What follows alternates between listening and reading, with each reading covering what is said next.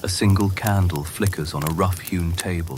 The tallow leans, breathes, remembers the hands that poured it. Floorboards sigh. Somewhere a dog turns twice and settles. Your name rises in the room like steam from a mug. Not shouted, not even spoken exactly. Just shaped softly by someone's mouth, as if it were a question they aren't sure they want answered. Outside, the lane is stitched with puddles. The thatch holds the rain, the way a palm holds water, and the smoke from your hearth draws a straight line that tells any neighbor with eyes how the wind is moving. In this world, every small thing has a little meaning tied to it with thread. The crease of a cloud, the creak of a hinge, the way your cat chooses tonight to look entirely like a shadow with whiskers. You haven't done anything unusual, that's the point. You set dough to rise the way your mother did. You mind your knee when it hums before a storm. You keep a sprig of something green tucked near the door because your grandmother said it keeps luck from wandering off. To you, these are little domestic tides. To someone looking for a story with a neat cause and a neat effect, they might look like the start of an answer. Today, if the sky felt heavy, you'd share a weather meme and move on. Then, you'd share a rumor at the well because there's nowhere else for your worry to go. Today, if the bread failed, you'd Google the yeast. Then, you'd name the baker. Today, a strange noise at night is a house settling. Then, it was the world reminding you it's full of corners you can't see around. Same human brain, same need to make sense, just different tools within reach. And so the whisper holds your name up to the candlelight, tilting it this way and that, checking it for reflections. It isn't an accusation yet. It's a little comfort-seeking ritual, a story trial balloon. She knew it would rain, someone says, half admiring, half afraid, and the candle plays along, guttering when the draft comes under the door as if to nod. You sip something warm. The cup anchors your hands. There is saffron in your cupboard, or perhaps only the idea of saffron, bright as a swallowed sun. The cat blinks like a priest at vespers. In the next cottage, a child laughs in sleep, and the laugh runs down the lane, hops the ditch, and vanishes into hedgerow and dark. Nothing terrible is happening. The village is winding itself into night the way you wind yarn, steadily, forgiving the snags. We're not here to turn the whisper into a shout. We're here to listen to it, to see the room it lives in and the lives that taught it how to speak. We'll take our time. We'll walk the long way around the square and look at the faces and the habits, the bells and the markets, the quiet Tuesdays that held more kindness than any folk tale remembers. The candle leans again, shorter now, a little lake pooling at its base. As the flame gutter flames and steadies, we slip behind the whisper into the world that taught it its shapes. The many Middle Ages, not one but several, stitched like a quilt by different hands. Let's unfold that quilt together. There wasn't one Middle Ages. There were many, stitched like quilts from local habits and hopes.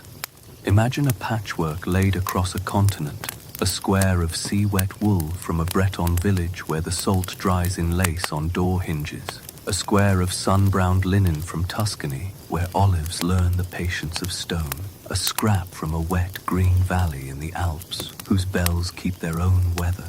The dates you learned in school, fall of Rome here, Renaissance there, are tidy labels on a very untidy, very human coverlet. What the squares share is an enchanted way of seeing, not childish, simply intimate. The world is full of presents, God at the center, saints as kindly neighbors, angels and demons as characters who might step into the scene if invited or incautiously provoked. The line between natural and supernatural is not a wall, but a hedge you can see through. Thunder speaks, bread teaches, a river remembers the shape of your step. And yet, beneath the poetry, life is practical to its marrow. Cows need fodder, roofs need thatching, shoes need mending. A good neighbor is better than a good sermon if your cart is stuck. Daily time is wrung more than read. Where you might glance at your phone, a village listens for the bell, prime, terce, sext, the day braided by sound. The calendar hums with feasts and fasts, markets and saints' days, small fairs that smell of apples and tallow and damp wool. Carnival laughs its way into Lent. May crowns green the grey. On long summer evenings, children chase each other through lanes glossy with puddles that remember the afternoon rain. In the middle of the dark ages, people are making jokes, haggling over eels, learning new songs, and swearing that this winter is the longest on record, every generation's favorite complaint.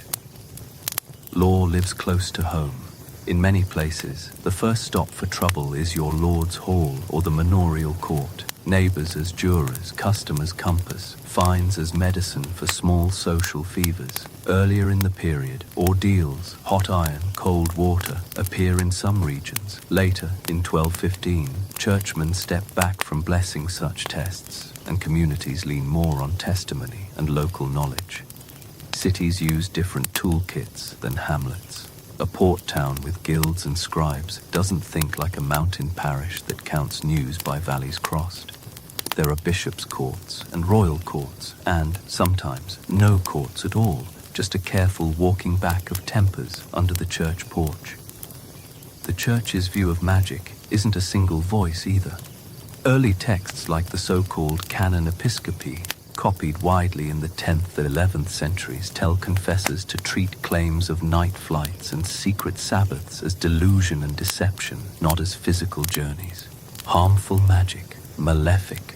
It was a sin and a crime when it aimed at injury, but much of what people did to tilt luck, blessings, charms with a cross tucked into them, hanging iron by the door, was part of the same fabric that included holy water and pilgrim badges. Learned churchmen debated which practices were natural, stars influencing tides, herbs easing pain, which were licit, prayer, sacraments, and which were suspicious shortcuts. A university-trained physician might consult the position of the moon before bleeding a patient, and then say grace over the bowl. No contradiction felt necessary. So where do witches live in this quilt? Mostly at the margins of story. In these centuries, suspicion is local and personal more than grand and programmatic. Accusations happen, and they matter, but the continent-wide frenzies that loom in our imaginations lean later into the 15th to 17th centuries, helped along by new fears, new books, new courts, and new print. In the earlier centuries, a neighbor who knows her herbs is useful until a baby dies, and grief wants a plot. A shepherd with too many good guesses about the weather is clever until the harvest fails, and cleverness grows a shadow. Most days, people choose the simpler reading. She's skilled, he's lucky, God is kind, and the wind is fickle. The line between cunning and condemned is narrow and negotiated. A charm for milk yield might be a squeezed lemon's worth of Latin, a rhyme in the old dialect, and the sign of the cross. It could be called pious or pushy, depending on who's watching. Folk healers, midwives, and bone setters working from recipe books in their heads, and sometimes on parchment, sit alongside priests who bless fields, monks who brew remedies, and merchants who sell dried rosemary in packets tied like tiny brooms. The cosmology is communal. You don't face a sick child alone. You face it with God, with St. Nicholas, with nettle, tea, with the old story your grandmother swore by. Regional weather writes its own rules. In the north, long darks make villages expert in wintering. In the south, drought teaches people to read the sky with a squint. Coastal towns count tides like seconds. Upland farms count by lambing and snowmelt.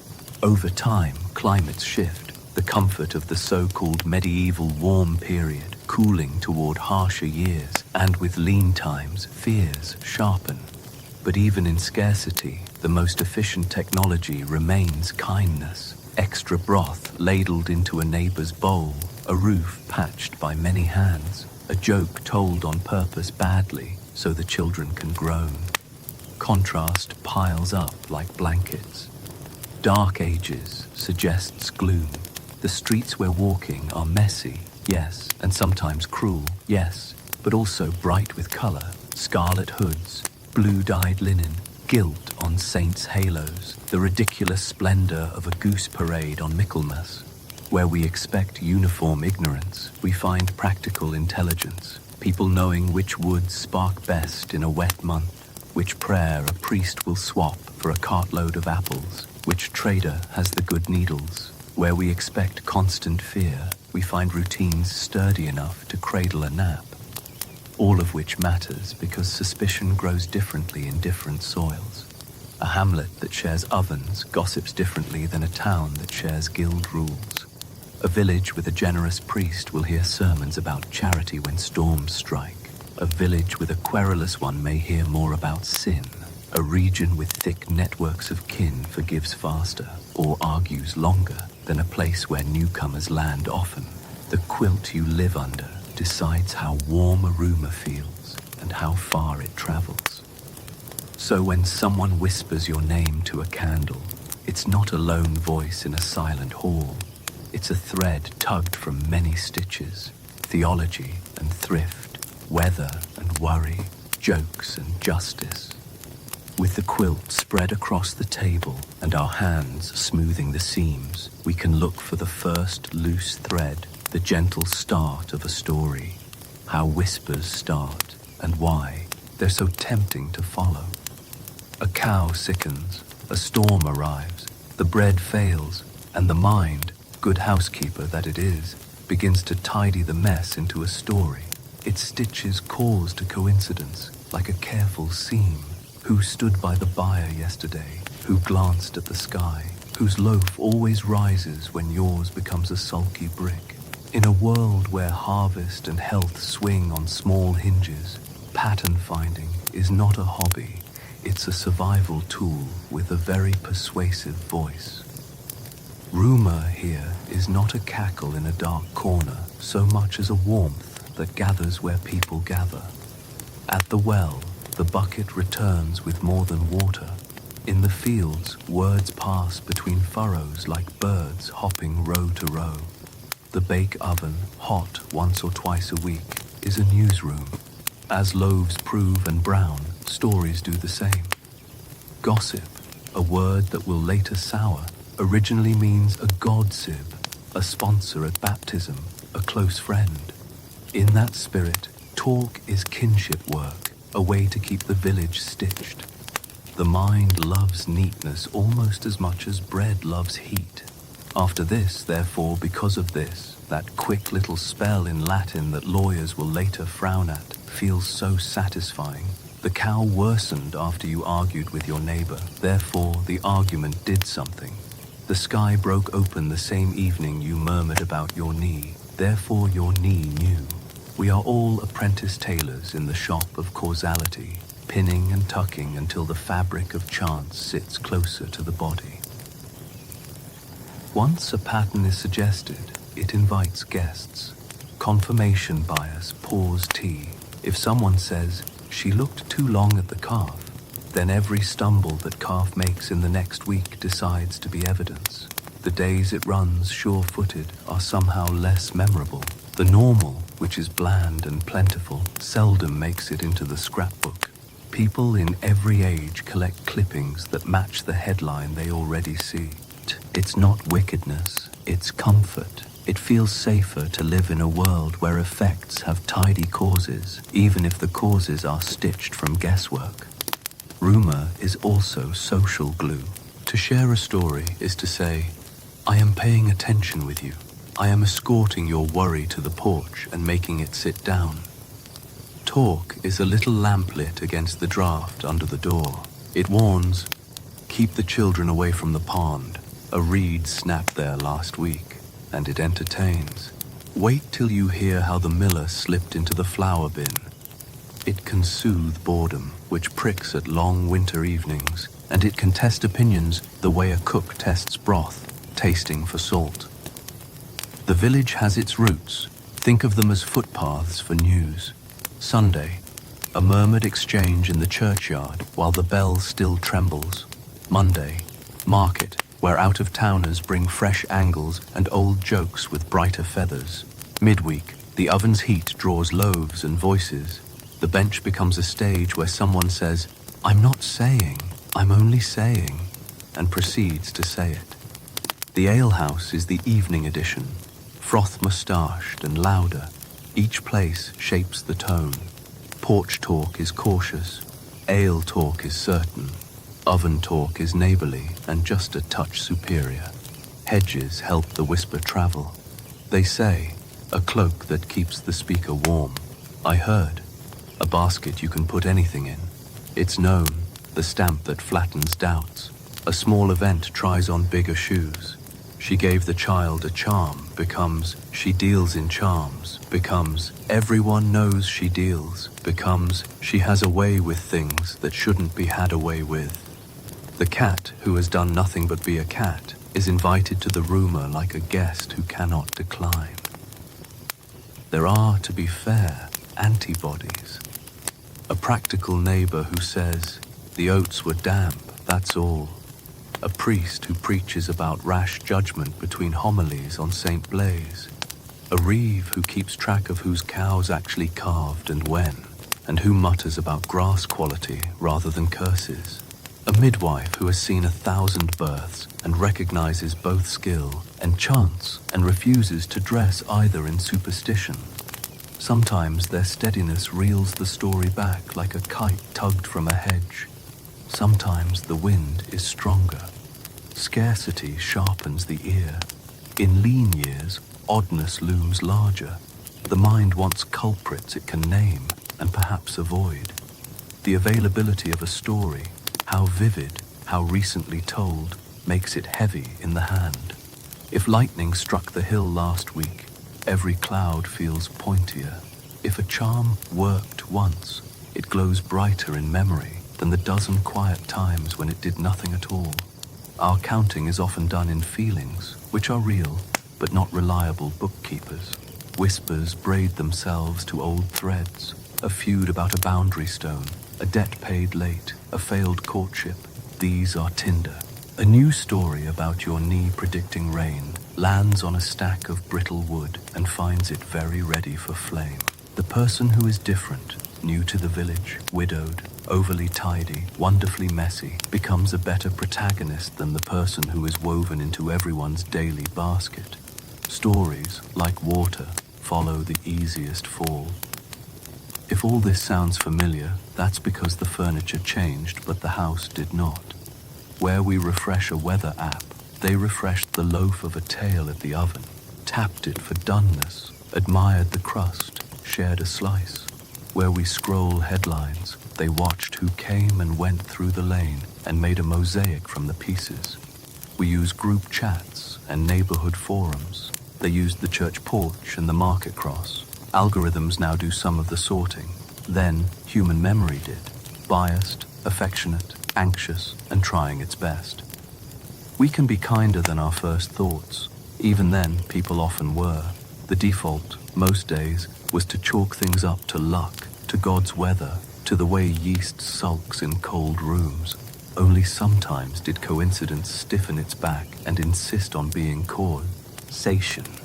Only sometimes did a whisper sharpen to a point, and even then, many voices counseled patience. Wait a week, see if the calf improves. Let's not carry a small story into a big one. But if you were helpful, useful, skilled, and steady in your outcomes, then you were bright on the village's mental map. In a world looking for cause, your successes could be read as signatures. Your basket of herbs could look like a little library with forbidden volumes. The whisper, having warmed its hands at the oven, turns to you with interest. And if you were helpful, perhaps too helpful, you might be the story's star. Your apron smells of rosemary and rain. Your hands know where nettle hides its sting. Dawn is a damp sleeve on the lane, and you step out with a knife small enough to feel like a thought. You pinch time where the sun will find it by noon. Gather yarrow from the ditch in careful fans. Take mint with thanks. and leave the roots alone so the plant remembers you kindly. By the time the bell rings prime, your basket is a soft chorus of greens. The mortar waits on the table like a friendly, heavy drum. Healers and midwives are practical artists. You learned what you know the way bread learns to rise, by warmth, by watching. Some of it came from your mother's mouth while her hands were busy at other things. A pinch of rue for stubborn worms, honey for a throat that sounds like a creek in winter, warmed oil if a shoulder won't set itself. Some of it came from a monk at the infirmary who traded you a cutting of costmary for a story about the mill. Some of it came from a book with brown pages and a recipe that mentions a saint and a handful of plants by their old, whispery names. You call each plant a simple, and you treat them like neighbors, each good at one thing, some good at many, a few best left to mind their own business. In your house, healing smells like patience. The pestle makes a sound like rain on a roof tile. Steam writes friendly notes against the small window. You wrap a sprained wrist in linen you set to soak in comfrey last night, for the bird, one to remember itself. You brew thyme and honey for a cough, so the chest can feel like a room again. You rinse a cut with salt and boiled water, and then with wine if there's a little, because it stings like honesty but keeps trouble out.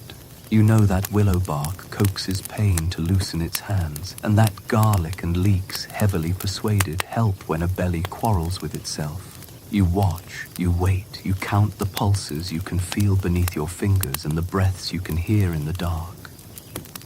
Birth is its own weather. You arrive when the call comes across the fields like a bird with important business. You greet the gossips, godparents in waiting, aunts with sleeves rolled, neighbors who carry stories and towels. The stool sits in its corner like a sturdy friend. The rope from the rafters has been checked twice. The water pot mutters. You know when to be brisk, when to speak low, when to put a cool cloth on a forehead, when to look someone in the eye and say, "You are doing well." You do not promise what cannot be promised. You do, always, fold prayer into the work, a cross traced as you tie a knot, a saint's name spoken the way a river says stone, a paternoster counted in spoons of broth. Prayer and plants are not rivals here, they are threads in the same braid. Most days, the village admires you with the straightforward love it gives to anyone whose skill makes the world less sharp. Eggs arrive, a loaf, a smile that means thank you, and also I can sleep now. On those days, you are a blessing in boots, but outcomes have edges. A baby who lives against odds makes your name a lantern. A baby who does not makes your name a mirror people avoid. When things go strangely right, fever turned by dawn, a labor that had been a tangle becoming a cord, you glow in a story that wants reasons. When things go wrong, the same story asks if your hands did too much or not enough. Or something they should not do at all. The narrow path between respected help and uncanny skill is swept with your own broom, and still grit blows across it. To you, plant lore is everyday science, the kind learned by sitting close to the stove and closer to the earth. You time harvest to the day after rain, when leaves are dry but still hopeful. You hang bundles where smoke will kiss them and bugs will not. You know that boiling some things too long talks them into silence, and that others prefer a long, persuading simmer. You test and adjust, a domestic experimenter with no lab but many senses. To a neighbor, that same tidy consistency can look like certainty in a world built mostly of maybes. Then, when a cure surprises everyone, including you, it may be labeled with a word heavier than skill. The church does not live far from your shelf of jars. The priest blesses fields and throats, and sometimes your small vials, if asked kindly and at the right moment. Old instructions tell confessors to treat night flights and secret Sabbaths as delusions, but to mind maleficium, the intention to harm. You intend to help. You fold crosses into your charms the way bakers fold flour into air. If a charm rhymes, it's because memory likes songs. If a saint's name is there, it's because hope likes company. Learned physicians in cities, when a city is near enough to matter, consult the moon before letting blood and prescribe costly spices. You consult the wind for drying herbs and accept payment in onions and thanks. People notice your tools, the little knife, the string you use to count days, the book with red letters for beginnings, the way you taste with the tip of your finger, and then look thoughtfully at the ceiling as if answers were stored in the rafters. These are the gestures of craft. They can be read tenderly as reassurance, or on a hungry, fearful day, they can be read as signatures in an alphabet someone has been taught to fear. You cannot control which day is which, and so you walk home with your basket, your sleeves pushed to the elbow, your thoughts domestic and plain. Dry the mint, turn the comfrey, check on the old man's ankle, remember to feed the sourdough. If the herbs didn't get them talking, perhaps the small shadow at your heels will. The cat. A purr like a spinning wheel, a pair of eyes like twin embers in the dusk. The cat pads behind you with the small, deliberate authority of someone who invented quiet. Tail up, whiskers forward. He looks like nothing so much as a thought that grew paws. You do not own him. Cats dislike that verb. He has simply chosen your path today, knitting himself into your shadow as if shadows took requests. By sunlight, he's a colleague. Granaries breathe easier when he strolls their rafters. A cat is insurance against a different kind of famine, the kind with teeth. Millers, bakers, brewers, anyone with a bag of grain and a dislike of nibbling sounds understand his value. His wages are practical, a place by the hearth, a saucer's worth of whatever the pot forgave. Warm laps, praise in vowels long with affection. Even the sternest reeve will bend to scratch his chin and call him sir. But dusk does tricks to faces and stories.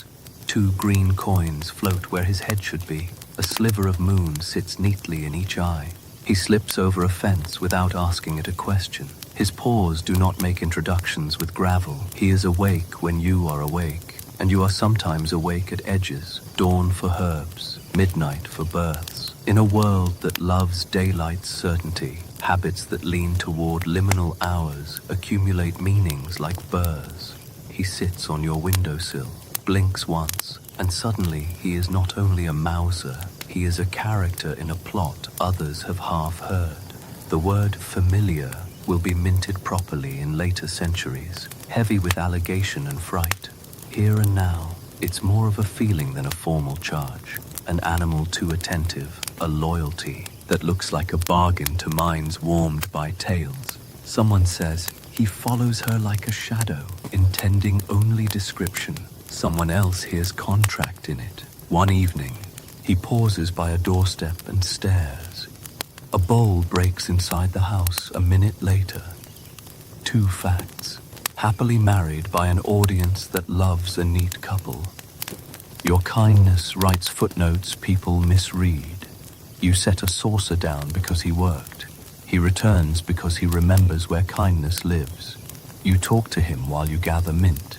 It's company, the way humming is. He answers with a small chirrup that sounds like a yes. To most ears, this is sweetness. To a worried few, it is a conversation with subtext. When he slips onto your lap at the bake oven and curls into a comma, your neighbors smile. When he does it after someone's bread fails, the same scene wears a different caption. The church's opinions about cats are, like most human opinions, pieced from many scraps. In some sermons, creatures that prefer night and independence serve nicely as metaphors for temptations best shewed. In other places, cats are monastery colleagues. Ask the poet who wrote affectionately of his white cat, each of them hunting in his own way. The man for words, the cat for mice. In manuscript margins, cats chase mice in ink with the same glee they bring to the pantry. Not devils, just cats.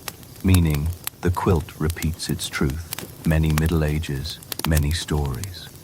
Coats carry stories too. A cat black as spilled ink will collect more remarks than a tabby the color of field paths.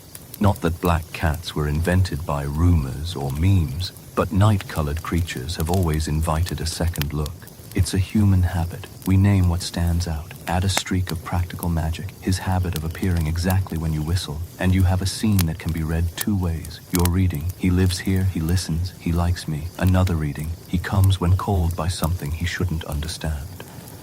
If anyone is counting, cats are rationalists. They answer to roasted scraps and warm spots, to patience and tone. Oh, doors that open when scratched. They also answer to silence. Your quiet is comfortable, and he appreciates rooms where people do not clap. He knows the times when the lane is empty and moves then, because he is wise. It is the very commonness of these cat reasons that makes the uncommon reading tempting. A simple story is a lullaby for a nervous mind. A spectacular one is a lullaby set to fireworks. There are counter voices, kindly and firm. He follows everyone who feeds him, says the miller, whose apron bears 1,000 paw prints. If that cat is a demon, he is a demon with crumbs on his nose, says the baker, which ends the matter for the people who laugh. A child presents you with 3 smooth stones for your cat, and the cat inspects them with extreme seriousness, as if they might be mice in disguise. For a moment, everyone remembers what he is. A small, busy carnivore with very fine whiskers and a talent for naps. The trouble is timing. The cat slips into the byre on Monday. A calf stumbles on Tuesday. A neighbor thinks of the cat when she tells the story on Wednesday. A trio becomes a pattern. Rarely do these stories include the 100 other Mondays when the cat slipped into barns and nothing happened except a mouse's very bad day. It is always the fewer, brighter events that hang where everyone can see them. For you, he is a small hearth with legs. He edits your solitude. He also twitches his ear when the air changes. It's not sorcery, just a creature built as a barometer. He stretches long and slow, paws far ahead, tail like a question mark about to curl into an answer. You look up, because the sky is about to say something, and you, inconveniently, can read it. Rain by supper, you murmur, and somewhere a whisper carefully turns the page to your next chapter. Storm by supper, you murmured, and by supper the gutters sang. The first drops came as pee. A light knocks on the thatch, then quickened into chatter. Smoke curled down the chimney and decided it preferred the kitchen after all. No magic here, only a body that keeps it quiet. Your knee, mended long ago from a fall by the mill race, hums before weather turns. Not words, more like a remembered song.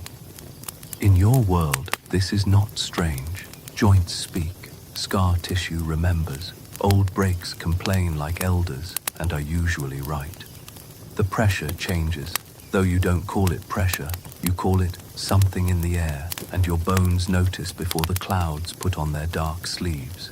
You learn to listen the way one learns to tell if bread is done by tapping it, a small, domestic science. The village, grateful when hay stands ready under a dry sky, begins to ask you quietly, will tomorrow hold? There is lore enough to make a book, and you have a page or two of it in your head. Red sky at night, shepherd's delight. Red sky at morning, sailors take warning. A ring around the moon means rain soon. Swallows low, keep hay high. If the smoke falls and the crows fly ground hugging, take in the linens. You read a field the way others read a psalm.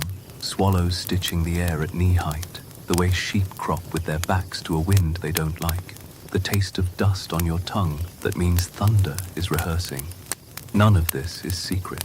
It's what the old people taught while their hands were busy, and what you learned by walking. Contrast is a kind teacher. Now you'd refresh an app, pinch isobars smaller, watch a radar green itself into certainty. Then you refreshed a story at the bake oven and checked the church cock on its weather vane. East winds sting, or a soft west that smells of far hayfields.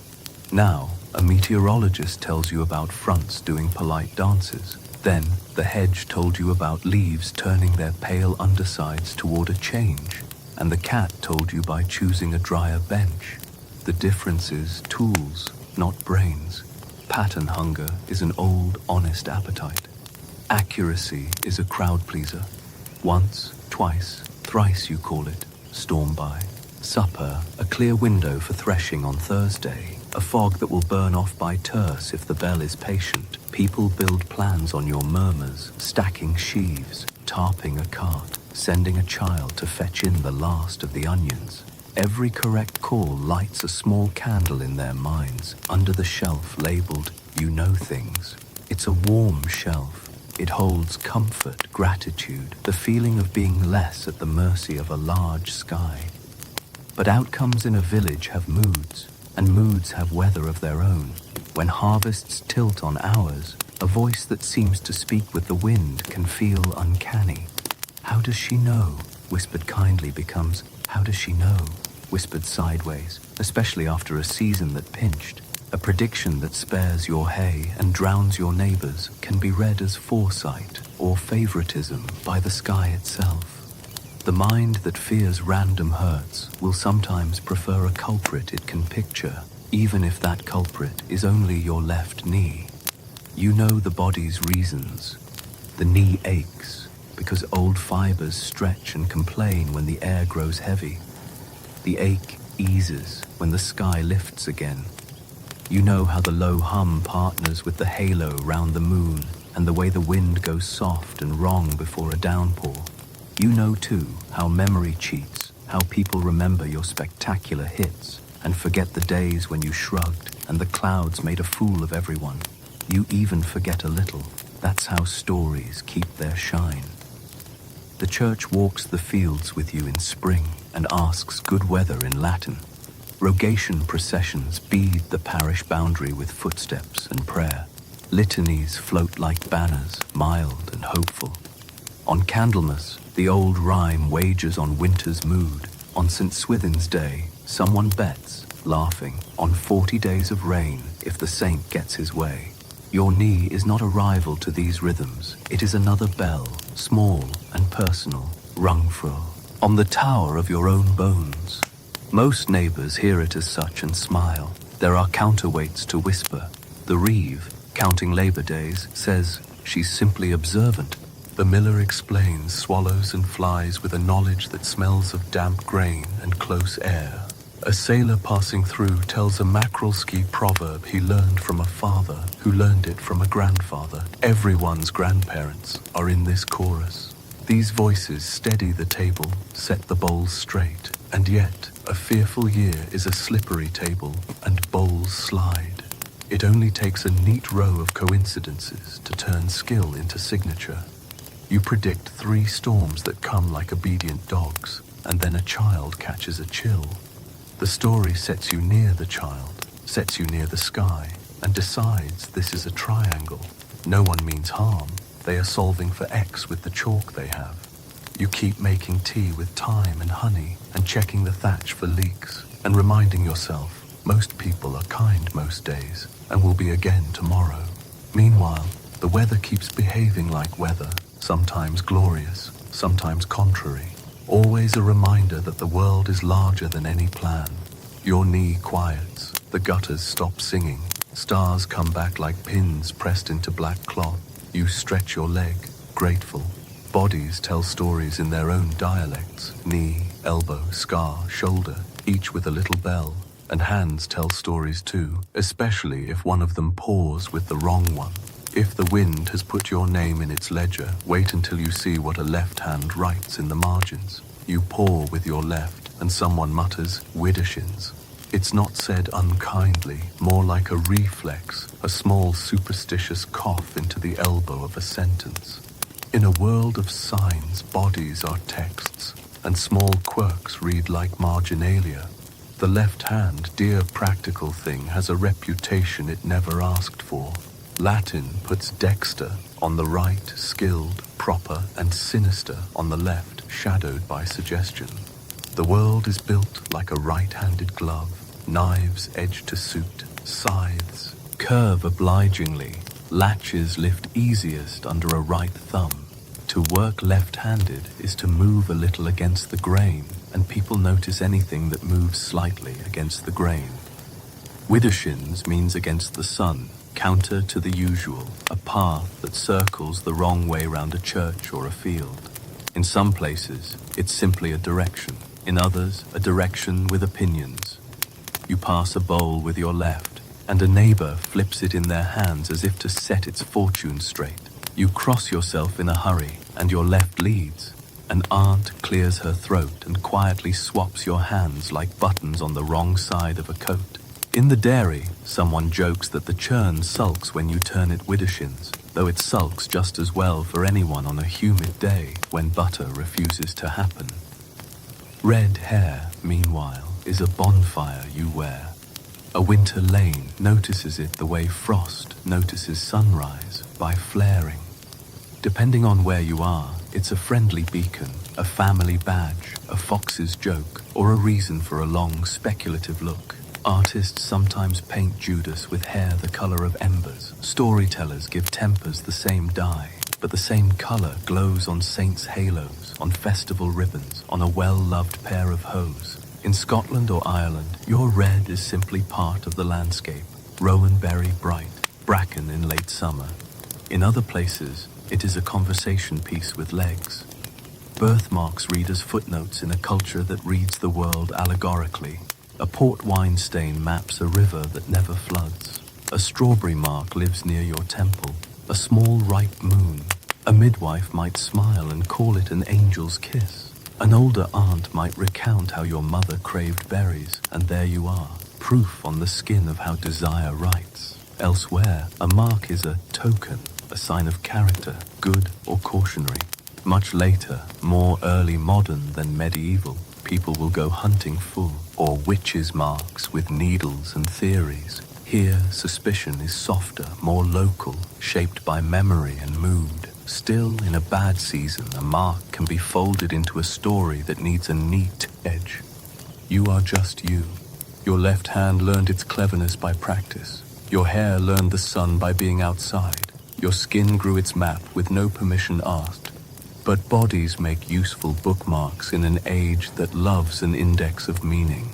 If a child stumbles after you, steady them with your left, and if someone is already telling a tale about your left, the stumble pins the tale to the page. If your red braid is seen turning away around a corner just as a storm starts, a storm decides to underline your name.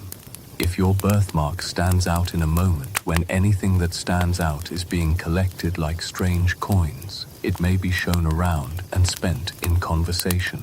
Tools and tasks keep the ledger lopsided. Right-handed worlds make left-handed workers look awkward, not because they are, but because the spoon was carved to favor someone else. You turn the spindle the other way, and the twist is fine, but unfamiliar to watchers. You cut bread from the left, and crumbs behave like a small rebellion. You heft the pail in the hand that won't tire first, and someone calls it contrary. It's the tool that's prejudiced, not the hand. Yet the eye admires what looks smooth. People confuse smooth with right, and right with good. Humor helps. Plenty of neighbors are fond of quirks. They have their own.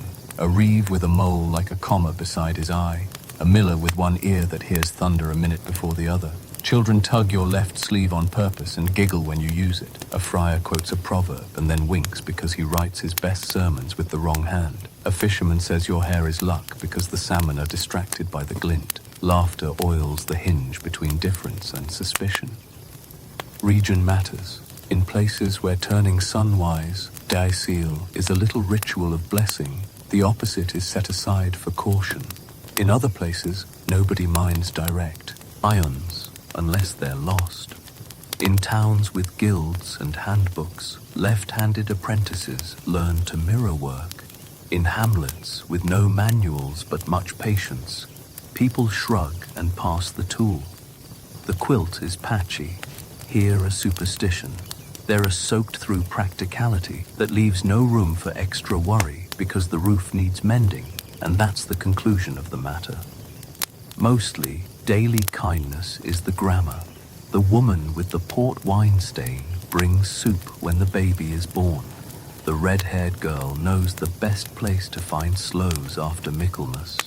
The left-handed baker cuts every loaf true and straight, even if the knife prefers a different handshake. It takes shortages, bad weather, disputes about hedges, and a rumor already halfway out the door to make a quirk mean more than itself. Under stress, people narrow their eyes, and a thing that usually reads as style can be recast as sign. If it happens quietly. She's marked, someone says, meaning nothing at first, but she is noticeable, then meaning a shade more. The step from noticeable to noteworthy to not right is small and mostly built of tone. You keep doing what you do, passing bowls without spilling, tucking your hair under a cap on windy days, kissing a child's birthmark and calling it beautiful because it is. You choose your own gloss for your own skin. And if none of that should have been rare enough to warrant attention, another domestic miracle is ready to audition for the role of too good to be ordinary. You set flour and water and salt together. You speak with your hands. You tuck the dough against the bowl like a sleeping child, and your bread rises too well. In a hungry year, suspicion can rise right alongside it. The loaf sings as it cools. The crust freckles just right again. It crackles like a small fire settling in. A quiet applause you didn't ask for, but accept with a private. Means it admiringly today. On another day, they might mean it with a question mark. Bread is a conversation between wild, invisible neighbors and your two hands.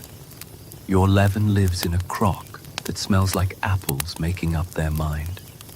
You feed it at the same hour most days, enough to keep it lively, not so much it grows rude. Blood warm, your grandmother taught you for the water, and you've carried the memory of her wrist under the stream, the way she said there, as if setting a bird free. You keep a little of yesterday to greet today, old dough folded into new like a story retold until it gets good. Variables multiply like sparrows. The flour is not the same from sack to sack. Wheat comes honest and moody. Rye remembers rain. Barley sulks if you rush it. The air is a trickster, too damp, too dry, too cold, too interested.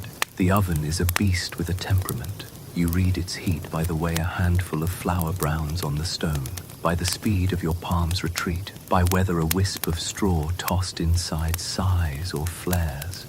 You sweep the floor with a wet broom to raise a kiss of steam. You turn the peel in a slow half moon to court the sweet spot.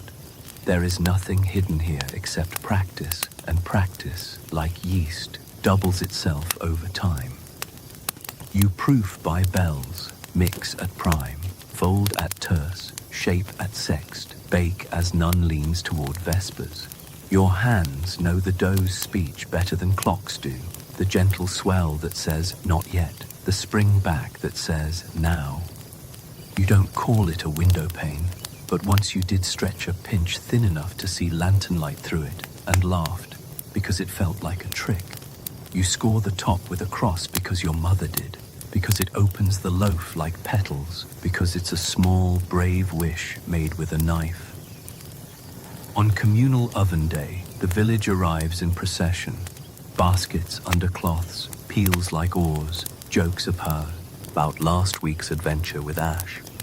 Marks are cut into each dough so owners can play hunt the loaf later. 3 slashes, a thorn, a curl, a letter for the lucky literate. Smoke oils the rafters. Gossip proves as fast as any bool. It is here, under this roof and this friendly scrutiny, that your consistency becomes everyone's business. Your loaves bloom. They round their shoulders and lift their faces.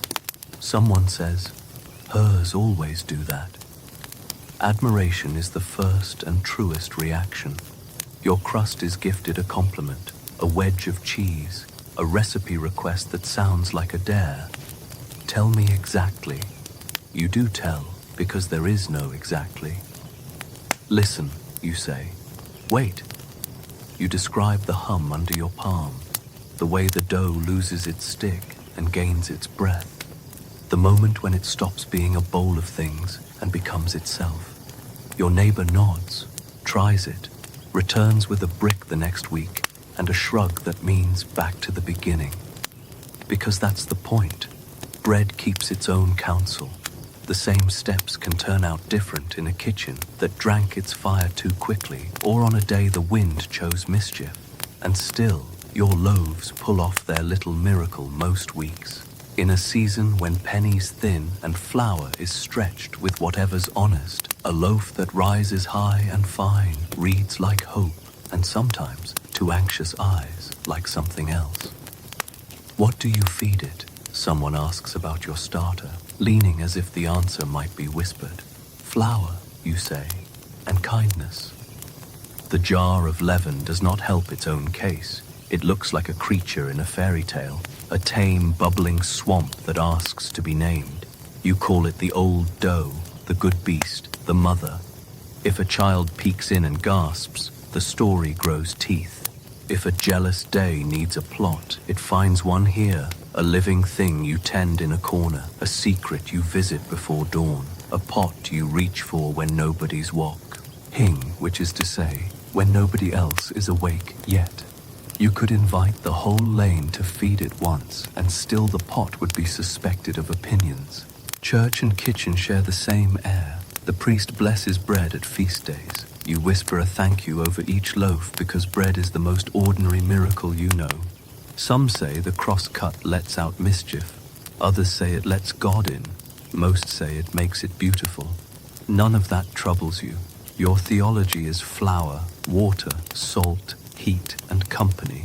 You break loaves at thresholds and births, at reconcilings and wakes. Bread is how people say we belong to one another. If you lived in a big town, a clerk might measure loaves, weigh fairness, and find cheats with chalk-sure hands, laws like the assize of bread, making sure hunger is not made meaner by dishonesty.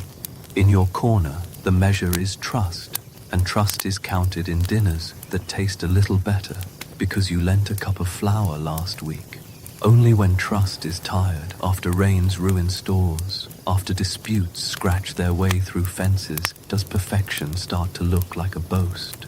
Your loaf sings too brightly, someone says, forgetting the weeks they sang along. Now we use tins with straight sides and ovens with steady hearts. We watch timers blink and thermometers confess temperatures without moods. Then you watch the dough itself and let bells mark the hours the way birds mark dawn. Different tools, same old patience. The talent that reads dough ripening will read other calendars too, the ones overhead and the ones on the parish wall. From calendars of proofing dough to calendars of the stars, your timing keeps drawing looks. You plant by the moon and pray by the bell, and both your cabbages and your schedules thrive. The moon swells, and you tuck beans into warm earth. It shrinks, and you give the turnips their chance. You learn this the way you learned bread, by watching. A waxing moon for leaf and fruit, a waning one for roots and things that keep. Never mind the quibbles, the field forgives a good fight. The guess. Your neighbors tease you, only gently, when you stand at the gate, chin lifted, deciding whether the sky means sow or sleep. Time here is rung and pictured more than numbered. The bell scatters the day into prime and terce and sext. The calendar hangs in your head as a procession of saints with pockets full of chores. Candlemas trims winter's wick. By St. Bridget, the first green thinks about being brave. On Lady Day, rents are counted in tidy rows. By Rogation, everyone is walking the edges of the fields with prayers to keep the weather kind. At Lammas, you bless a first loaf. Michaelmas brings geese with their opinions and bills due without them. Martinmas salts the year for keeping, and by St. John's fires in midsummer, the nights have learned to linger. You've seen a book of hours once, borrowed for a careful afternoon. Its pictures like little windows. Each month shows a task, each page a zodiac sign peeking in. A man warming his hands in January, pruning vines in March, sowing in October. Aquarius pours water while you pour seed. Taurus leans on a plow while you lean on a hoe. The sky and the soil sit neighborly on those pages as they do in your memory. When the Pleiades, your 7 little hens, perch over the byre at supper time, you lay in another armful of wood. When the North Star steadies over the lane like a nail in a black door, you smile, reassured that the world is as hinged as ever. Your sky lore is practical, not theatrical.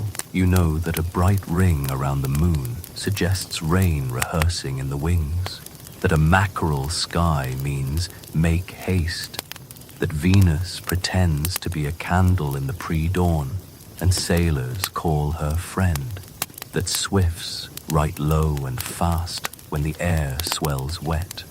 You're not marrying Jupiter to barley. You're simply not transplanting soft-throated seedlings on a night when the moon is tugging too hard at water. If your Tim-ing makes you look clever, it's because your teachers are patient and knightly. The church, too, keeps an eye on heaven, mostly for Easter's wandering seat at the table. The moon is consulted with great seriousness for the Paschal feast. A monk in a nearby house can compute it with ink-stained fingers, a tidy miracle of numbers called computus. Priests walk the parish bounds at rogation, asking blessings on land and rain, and on St. Swithin everyone wagers, laughing, about 40 days of weather. The line the church draws is more about intention than sky. Observe the heavens as God's excellent clock, yes. Promise fates from stars as if they were coin counters, no. Meanwhile, learned physicians in towns may check a lunation chart before bleeding, and no one bothers their conscience about it. Still, observe and foretell can look very similar under a suspicious moon. Your neighbor asks, "When would you sow flax?" You answer, "When the moon grows and the frost doesn't." Later, she repeats, "She knows the moon," and the phrase gathers meanings like a skirt skimming tall grass. A clerk passing through hears you say that babies sleep badly at full moon and tuts about superstition, and yet he carries a little volvel in his pouch with colored wheels that whisper lunar days to him at a glance. Everyone has a tool in the dark. Names can be the trouble. If you call Orion the Plowman and Ursa Major the Wain, no one minds. Those are the names your grandfather used when he whittled by lamplight and told stories. If you say Mars, a few listeners imagine red intent. If you mention a star by a foreign name you got from a sailor at market, someone wonders how you came by it. Books, perhaps. And what kind of books? You are allowed a sky. You are allowed a story. The anxiety begins when a skill feels like a possession, and possessions feel unequally distributed. Contrast sharpens the picture. Now you'd toss seeds to the tune of a push notification. Rain by 2 p.m. Calendars bark. Dentist at 3. Renew something by Friday. Kittens have a vaccination on sent when. Then bells kept the bones of the day, and saints held the soft flesh of custom. Both systems are simply scaffolds. Both let human life climb a little higher, reach a little further. Your habit of planting as the moon grows is no stranger than our habit of watering as the timer pings. Your private sky law sits alongside the public rhythm like 2 spoons in one drawer. Accuracy brings gratitude. It also draws eyes. 3 good calls in a season, and someone asks you shyly to choose a wedding day. 3 poor calls, and someone grins that the moon favors the other end of the lane. Harmless, until the year turns tight. In a hungry summer, a cabbage that thrives becomes a thesis.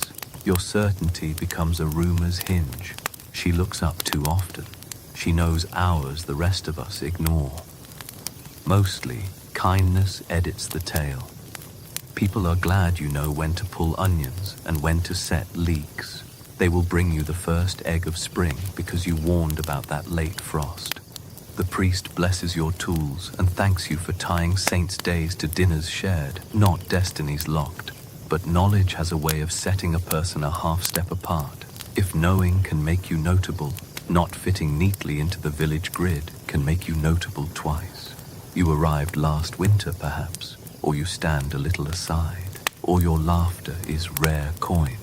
The calendar will keep ringing, the stars will keep tugging the seasons along, and someone will say, she's useful, yes, but she keeps herself. Which is how whispers choose their next chapter. The outsider, the widow, the quiet one. You arrived last winter. You keep to yourself. Your laughter is rare coin. The lane noticed before you finished your first loaf. New boots make new sounds on old stones, and the village keeps a careful ear. It's not unkindness, more a housekeeping instinct of communities. Where do you fit on the she? Of whose cousin, whose godchild, whose turnip borrower? In a place where people are knitted by baptisms, bread, and bell time, a stranger is an unmapped field. Someone will eventually walk it. Until then, it's talked about. Belonging here is an address made of names. I'm Agnes, daughter of Thomas, wife of John the Smith. That's a full set of keys. You, by contrast, arrive with a pack and a trade, a story that is true but does not yet include anyone standing at the oven bench. People ask the classic, generous question, whose are you? As a way to tuck you into their own sentences. When you have no answers that sit comfortably on their tongues, a small, quiet halo forms around you. Silence, as it turns out, is a chalkboard where any hand can draw. Widowhood sits in this same borderland. You wear a darker hood. Your ring finger feels odd and light. The law may grant you a third of your husband's goods, a seat on the manorial bench when business touches his fields, the right to hire a boy to bring in wood, practical independence, but also unaccompanied visits to the reeve, to the mill, to the market, all of which make you visible without a husband's name to wrap around yours. Your errands acquire commentary. You order thatch and someone hears a plan.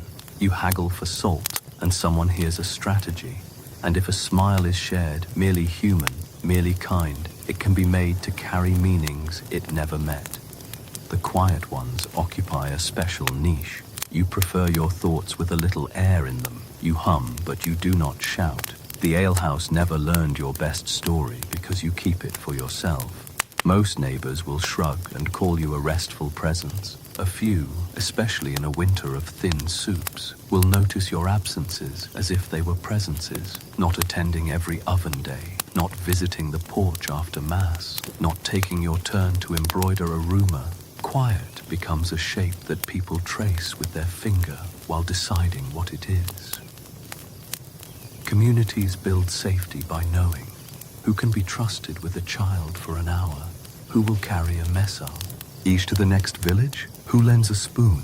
Watching and asking are how you make that map, but watchfulness can flip, under stress, into a hunt for leaks. The same attention that protects the lambs from a stray dog can look for wolves in curtains. Scapegoats are pressure valves. One person given the job of carrying the village's vague anxieties to the edge of the fields.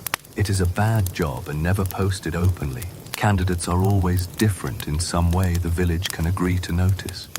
None of this is unique to you or to them. Now, we prize privacy, clutch headphones like talismans, dodge the doorbell and call it self-care. Then, privacy was scarce and often suspicious.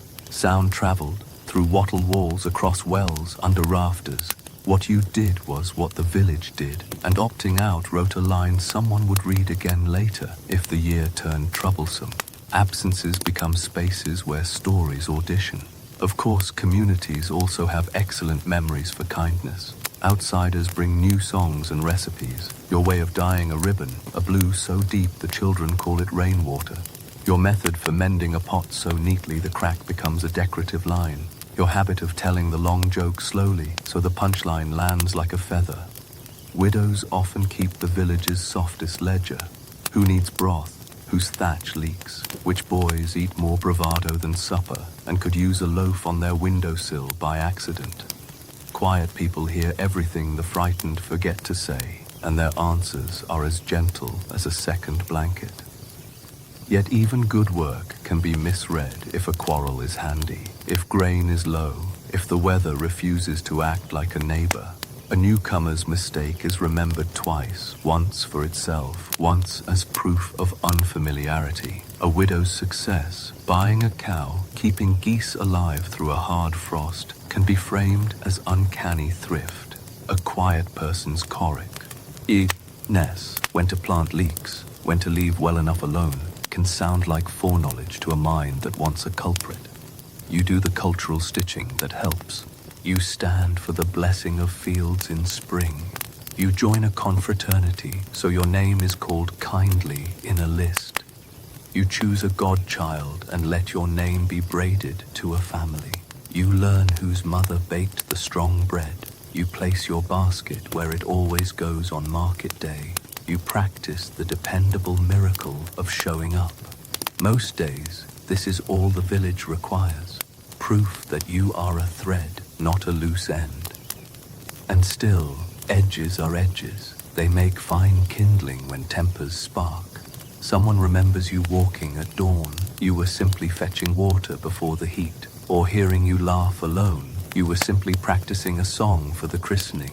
Or sees you count coins. You were simply making rent, and the picture darkens by a shade. Not a verdict, just a tone that can be painted over again by the next kind deed, or deepened by the next unlucky coincidence. You keep your quiet, not as a shield, but as a room where you can breathe.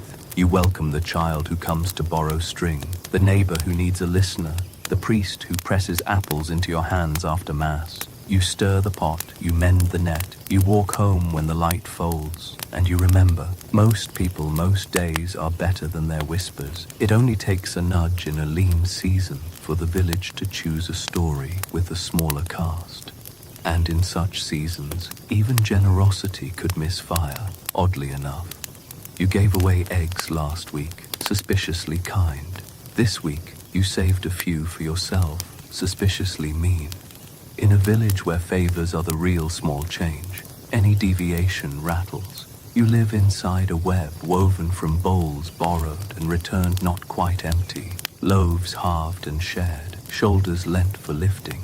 The village keeps its ledger in memory, not ink, and the numbers are emotions. Who came when called, who looked away, who remembered your name when soup was thin. A favor here isn't just a kindness, it's a stitch. When someone brings a pot to your door, they expect to carry it home heavier than they came. With interest is the joke everyone tells and everyone means. Return a borrowed ember wrapped in ash and moss, and tuck in a sliver of your own wood besides. Share the first lettuce and you'll find onions on your sill next week as if vegetables kept appointments. The rule is old and friendly. Gifts bind, gently. Even after the bread is eaten, the thread remains.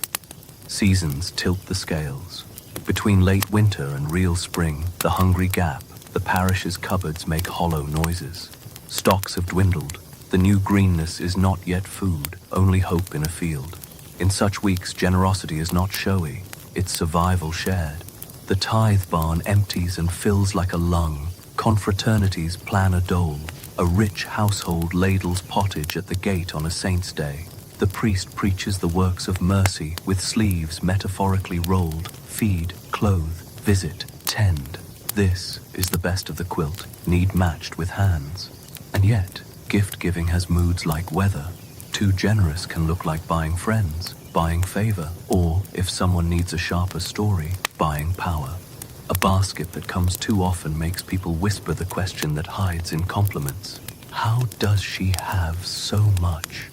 If your hens lay like a miracle while others sulk, the eggs carry a faint aftertaste of omen. If you send a loaf to a house where you quarreled last week, your peace offering may be read as a charm slipped under a door. Kindness can be misread as leverage when anxieties look for strings in every ribbon. Food gifts especially collect folklore. Butter has luck or doesn't. milk yields or sulks. If a churn refuses to come together, someone will remember the pat of butter you sent 2 days ago and wonder whether good fortune can be siphoned off like cream. If a child's verb breaks after you bring broth, you gain a reputation for broth that does things admiration until a different child worsens, and then the bowl looks heavier than clay. The mind files extraordinaries under one tab, regardless of direction. You cannot edit the filing system. You can only keep ladling and hope people keep their common sense near to hand. On the other side of the ledger, not giving has a glare to it. Refuse a small loan of flour because you've counted your own, because rent waits like a beadle at the door, because you are tired of being the pantry for 3 lanes. And if misfortune visits the requester, your no offers itself as a tidy hinge for the roomer's door. She said no, the cow fell ill. She said no, the baby coughed. Correlation with a costume change. In a world that keeps itself afloat with mutual help, saying, I can't, sounds like dropping the rope. There is technique to generosity here. Public gifts feel honest. Secret gifts feel story-shaped. Bread pressed into a palm after Mass reads as love. Bread left on a sill at dusk reads to certain minds as a message from hands that prefer shadows. If you must give quietly, and sometimes it is kindness to spare pride, then you also make sure another gift is seen to balance the book of appearances. Pride is warned against in sermons, so is suspicion. A good priest will say both in the same homily and then accept your onions with a grin. Contrast to taste. Now, we have boundaries that wear polite phrases. I'm at capacity. Rain check? Let me Venmo you.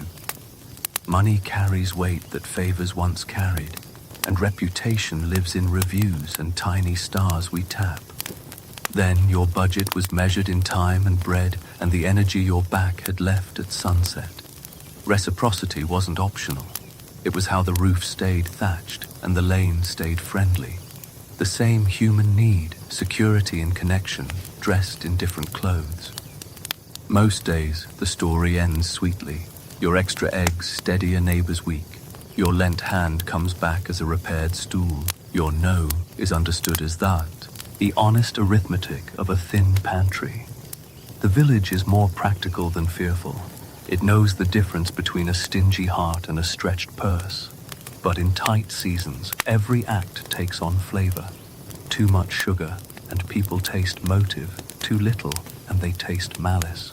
You keep cooking in the middle ground, enough to share, enough to live, and try not to read your own menu through other people's eyes. If suspicion leaves a mark, it does so lightly at first, like flour on a sleeve, a raised eyebrow, a second glance at the loaf, a question that curls upward at the end.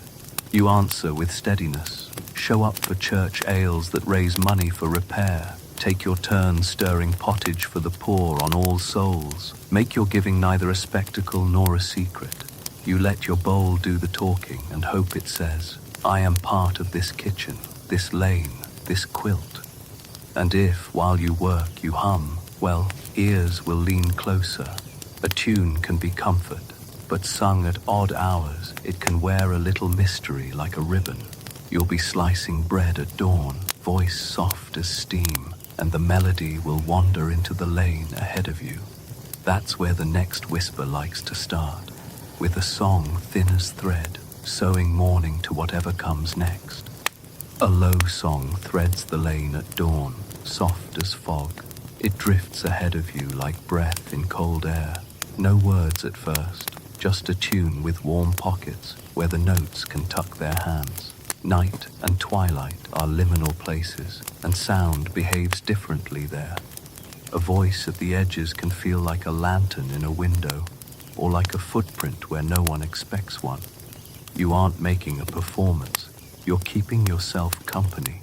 But ears in a village have long memories. You sing because rhythm turns chores into rope you can pull. Kneading finds its cadence, sweeping its sway, spinning its wheel round comfort, milking its soft measure. A song is a me. Tronome the heart believes.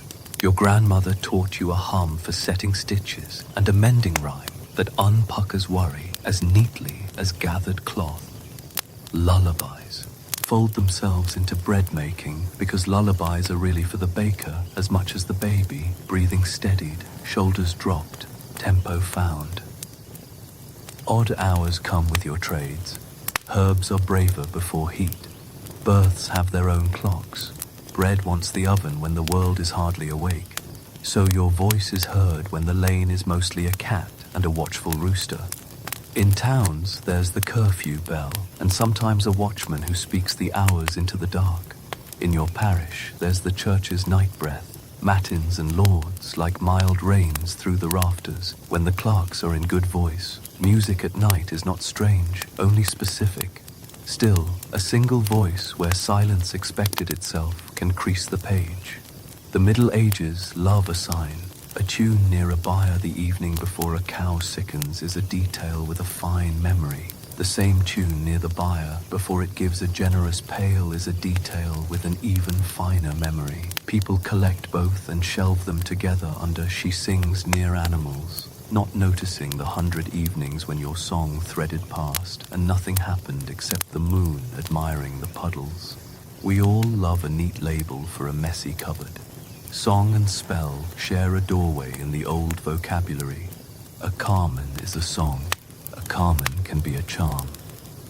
Rhyme helps memory, whether the words are a psalm or a recipe or a worry trying to turn itself into courage. The church frowns at superstitious songs that promise more than prayer should, and blesses chant and hymn that promise exactly what prayer can give. Company, attention, a tuned heart. You live between those rails like everyone else. Most of your songs are work songs, and the ones that are half prayer do what prayers do best. Remind you that your breath belongs to something kind. The village soundscape is communal. Now, earbuds privatize the air around a single head. Then, sound was shared property.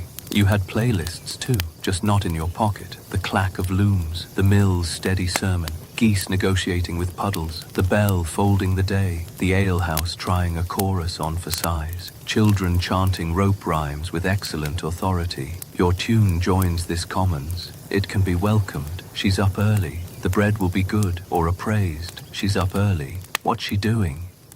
Mood decides. When you sing at dusk, you're hardly alone. There are May carols and harvest rounds, wassels for orchards standing black and brave against winter, entire parishes singing blessings into branches so the apples remember their manners. There are wakes where keening rises like weather and is as holy as any psalm. Night can be full of sanctioned sound. The suspicion doesn't live in song itself, but in the little gap between your solo and the crowd, the private domestic note. The voice that belongs to a body not currently in a procession. Good sense often answers first. She sings because threshing goes better in time, says the reeve, who has seen arms last longer when someone can carry a chorus. She sings because she's alone, says the midwife, who has walked many dark lanes with only a tune and a lantern. It keeps the kettle from behaving like a ghost, says the old man by the hearth, which is the finest description of comfort anyone has offered. Laughter agrees and the matter settles. For now, but lean years put a microphone to everything. A neighbor remembers your humming near her door the night she counted coins and came up short, and the memory curls into shape. Another remembers your clear voice in the lane, the dawn their child woke feverless, and you become a good luck charm in a head that desperately wants one. Your song is a mirror. People hold up what they need to see. In generous seasons, that's gratitude. In tight ones, it is narrative with sharp corners. You try not to edit yourself out of your own life. You keep the tune soft. You keep it merry when you can, psalm plain when you can't. You choose lyrics that will pass a priest's casual ear without furrowing it. A snatch of a carol in July because it's catchy. A kyrie that knows how to fold itself into soap bubbles. You aren't hiding. You're harmonizing with the place you live in. Most days, the place hums back. And of course, you're not the only listener. Animals attend to music as if it were an old friend. Cows lower their heads and breathe deeper when the singing is slow. A horse relaxes its eye when the voice nearby is steady. The yard dog's tail makes metronome motions. Bees tilt in the air like confidants when you hum. It looks from a lane's length away as if you are conversing, which you are, in a way, your tune saying all is well. The creatures answering with bodies that understand rhythm better than grammar.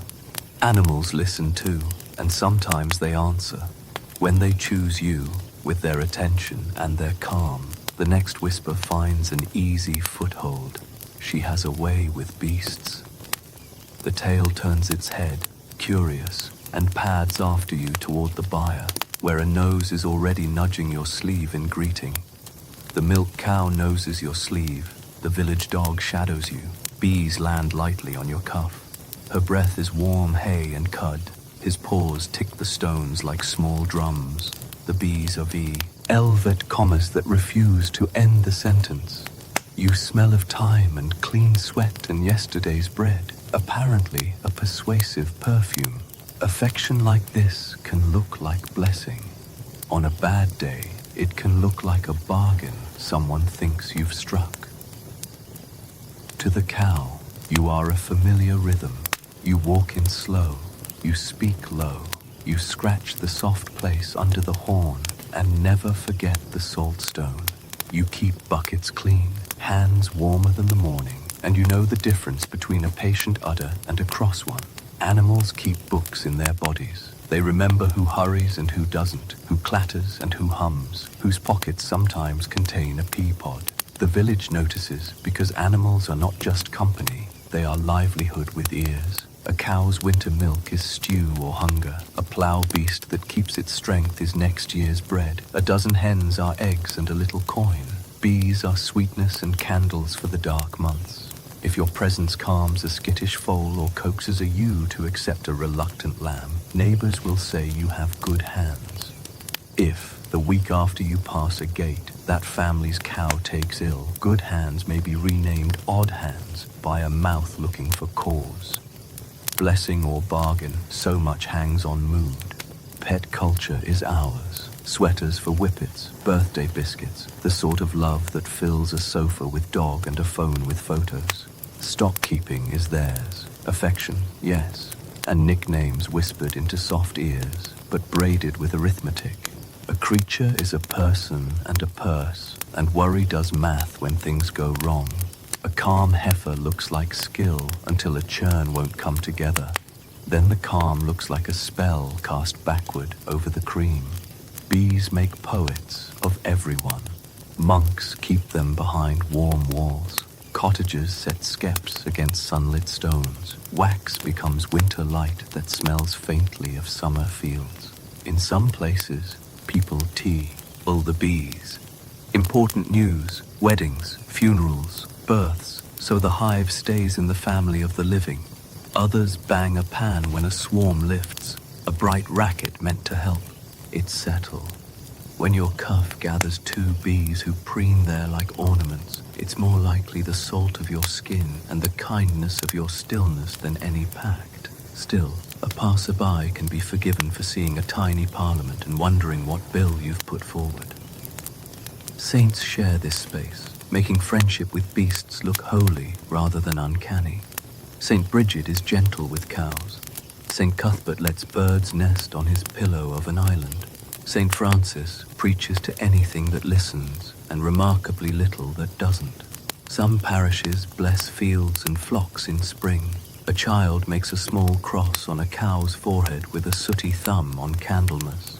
A rowan sprig appears above a byre door to confuse whatever would wish the herd ill. You cross yourself at the threshold because your mother did, because it feels right, because habit is also a kind of fence. And yet, suspicion has old footprints near animal pens.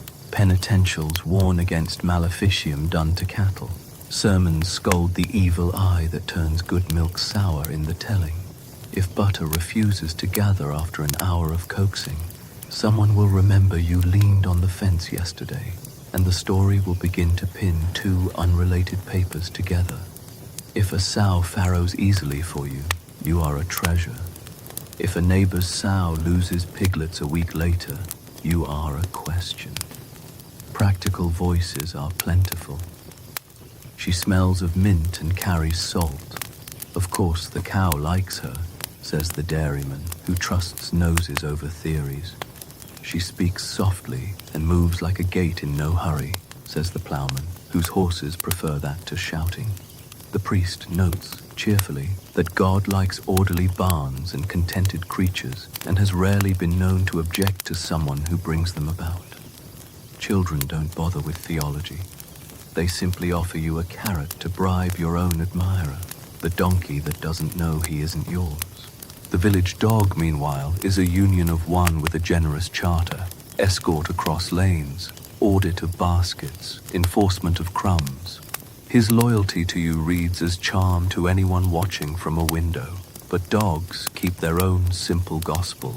Who is kind, who is predictable, who smells of leftover stew. He makes your case more loudly than you do. Tail spelling your innocence in a language everyone pretends they can't read. Geese, the local committee for order, are less helpful. They honk at saints and sinners alike, convicting whole parishes with equal vigor.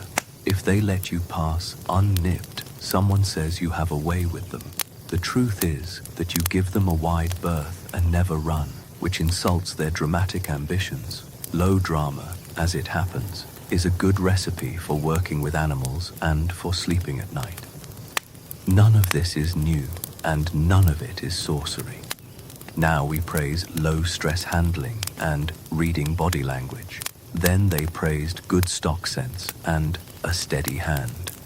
Same craft, different nouns. You rub a muzzle. You stand where a kick won't find you. You let the calf sniff your sleeve until the sleeve is accepted into the calf's cosmology. You are patient. Animals vote with their bodies, and they vote for you. And yet, when a season turns tight, votes can be miscounted. A pair of bee stings elsewhere in the parish become your bee's fault. A colic at midnight becomes your twilight song's echo. You keep doing what you do. Buckets clean, voice low, hands warm. You choose to let animals explain you because they are rarely wrong about hearts. Dreams also graze the edges of certainty. After a day of soft noses and clattering hooves, your sleep will fill with barns and swarms and a river running backward like a thought. Images that feel like messages at dawn. Share them, and the lane will listen closely, because chance loves to dress as prophecy for a morning, which is where the next whisper steps in, barefoot, to ask about omens and the stories we make of the dark. I dreamed the mill race ran backward, you say, and then the mill wheel jams. You hadn't meant anything by it. It was just the kind of dream that leaves a taste like metal at the back of the tongue. But when chance aligns itself into a tidy little row, the row looks intentional. Your neighbors tilt their heads. The lane's attention, which is usually busy with hens and hedges, turns to your doorstep and sits down. Dreams are texts in this world, sometimes shaggy, sometimes gold leaf. Monks copy wise words about them, how some are just yesterday's stew bubbling again, too much cabbage before bed, how some are messages wrapped in symbols, how a few, very few, arrive with authority. Macrobius, with his careful Roman brow, carried through the centuries on parchment, sorts them into kinds, the bodily ones that gnaw, the fleeting ones that flicker, the image dream that needs untangling, the vision that speaks plainly, the oracular that borrows a serious voice. In cottages, the Latin is gone, but the categories live, translated into, it was nothing, it was strange, and it felt like a telling.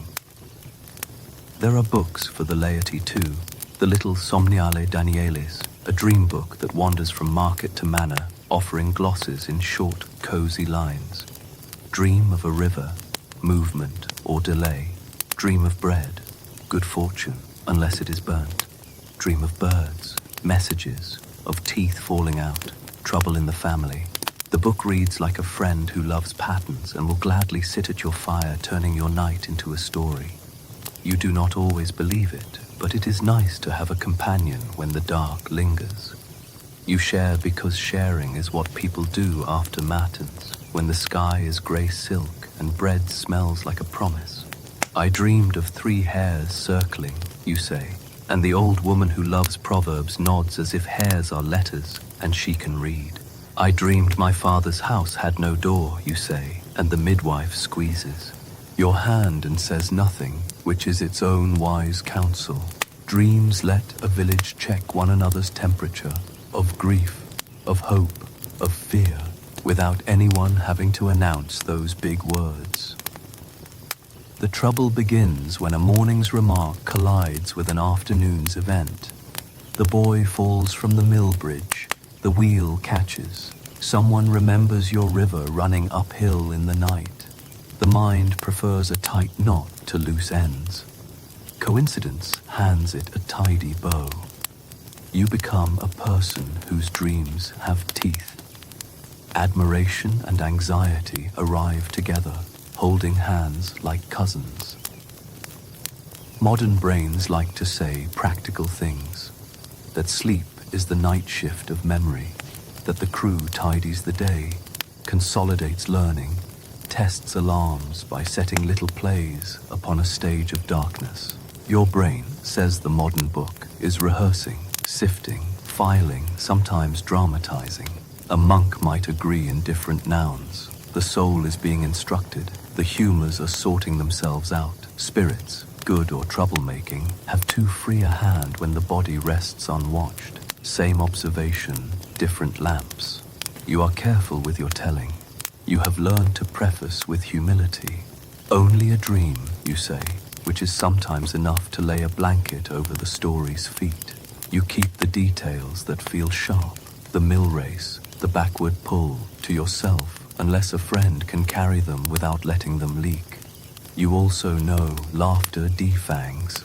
I dreamed I married a goose, you confess at the oven, and a year's worth of honking jokes politely crowds out the more pointed memory of the mill. Laughter is good apotropaic magic. It turns sharp things into spoons. Little omens nest in the same hedge. The candle gutters 3 times. A spoon leaps from a bowl. A magpie lands alone on the gate. You can hear the inventory begin. 1 for sorrow, 2 for joy. Salt spills, you pinch a bit and toss it over your show. Older because your mother did, because tiny rituals feel like fences, and fences are friendly. The fire pops, someone says a visitor is coming. Someone else says the wood is damp and stares meaningfully at the thatch. A robin in the house is either a blessing or a warning depending on who grew you, and both are delivered with equal seriousness and equal tenderness. The church tries to sort wheat from chaff in homilies that stand kindly on tiptoe, not to scold but to steady. Avoid divination, says the priest. Do not demand from God what has not been offered. Do not make contracts with the dark, but tell your dreams to a wise friend by all means. Bring your fears into daylight. Let the community help you interpret the living and the ordinary. He might even smile when you tell him about the geese and offer the proper liturgical response, which is to say, honk, and everyone laughs in the porch. Practical neighbors keep a ledger of causes and effects that involves fewer spirits and more mud. The miller says the race jams because willow roots creep. The smith says the spoon leapt because you bumped it with your elbow.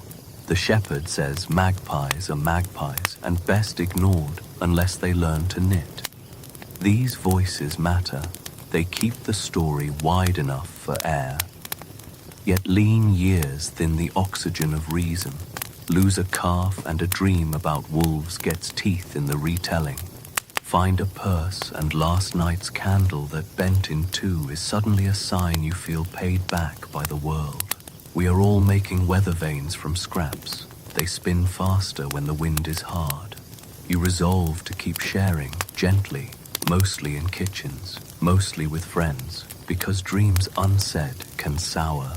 But you also learn that in some seasons, eyes are measuring your words, weighing them for weight you did not put there.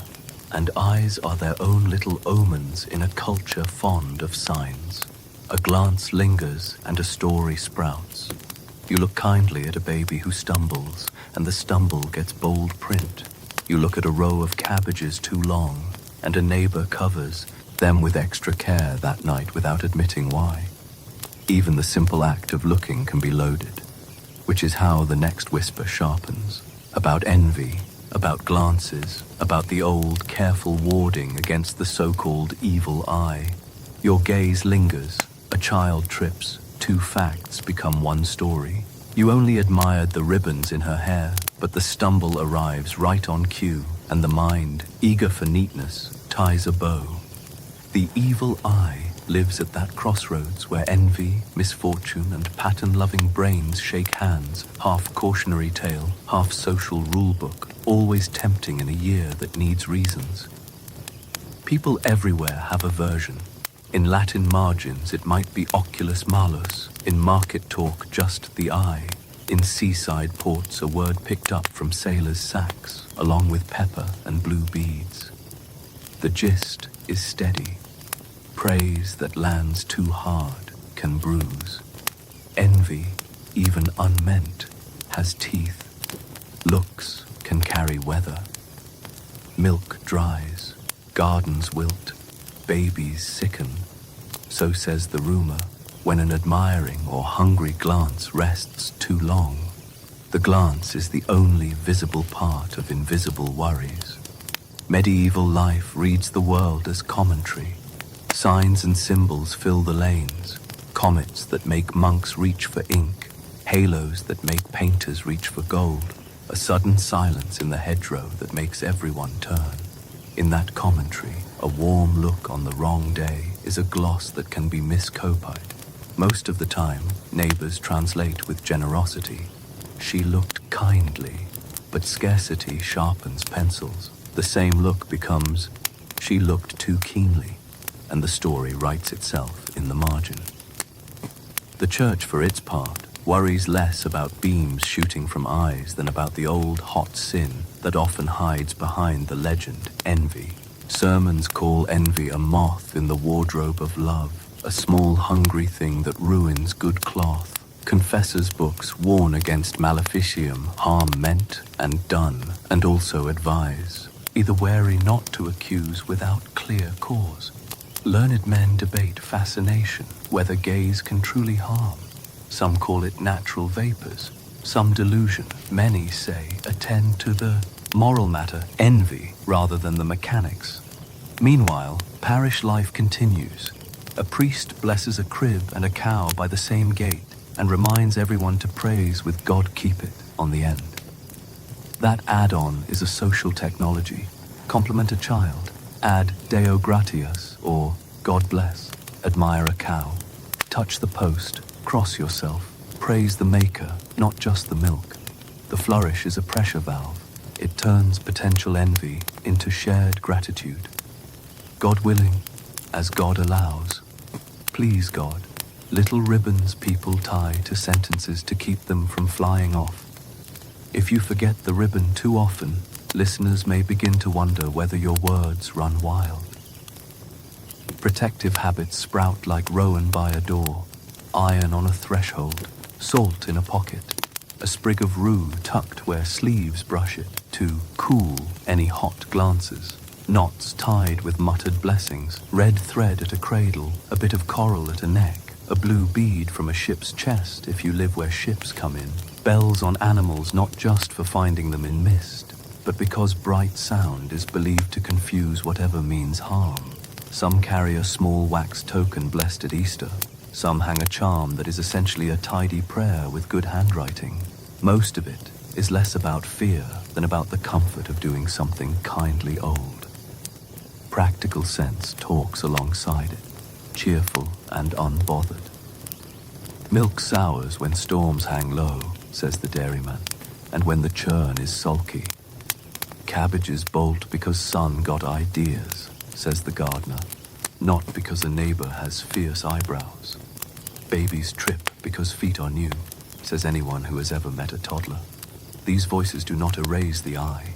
They dilute its ink to the gentler hues of chance and weather and human wobble. The modern vocabulary has its own charms. Illusory correlation, confirmation bias, post hoc ergo propter hoc. We have clever names for the same old habit of mind.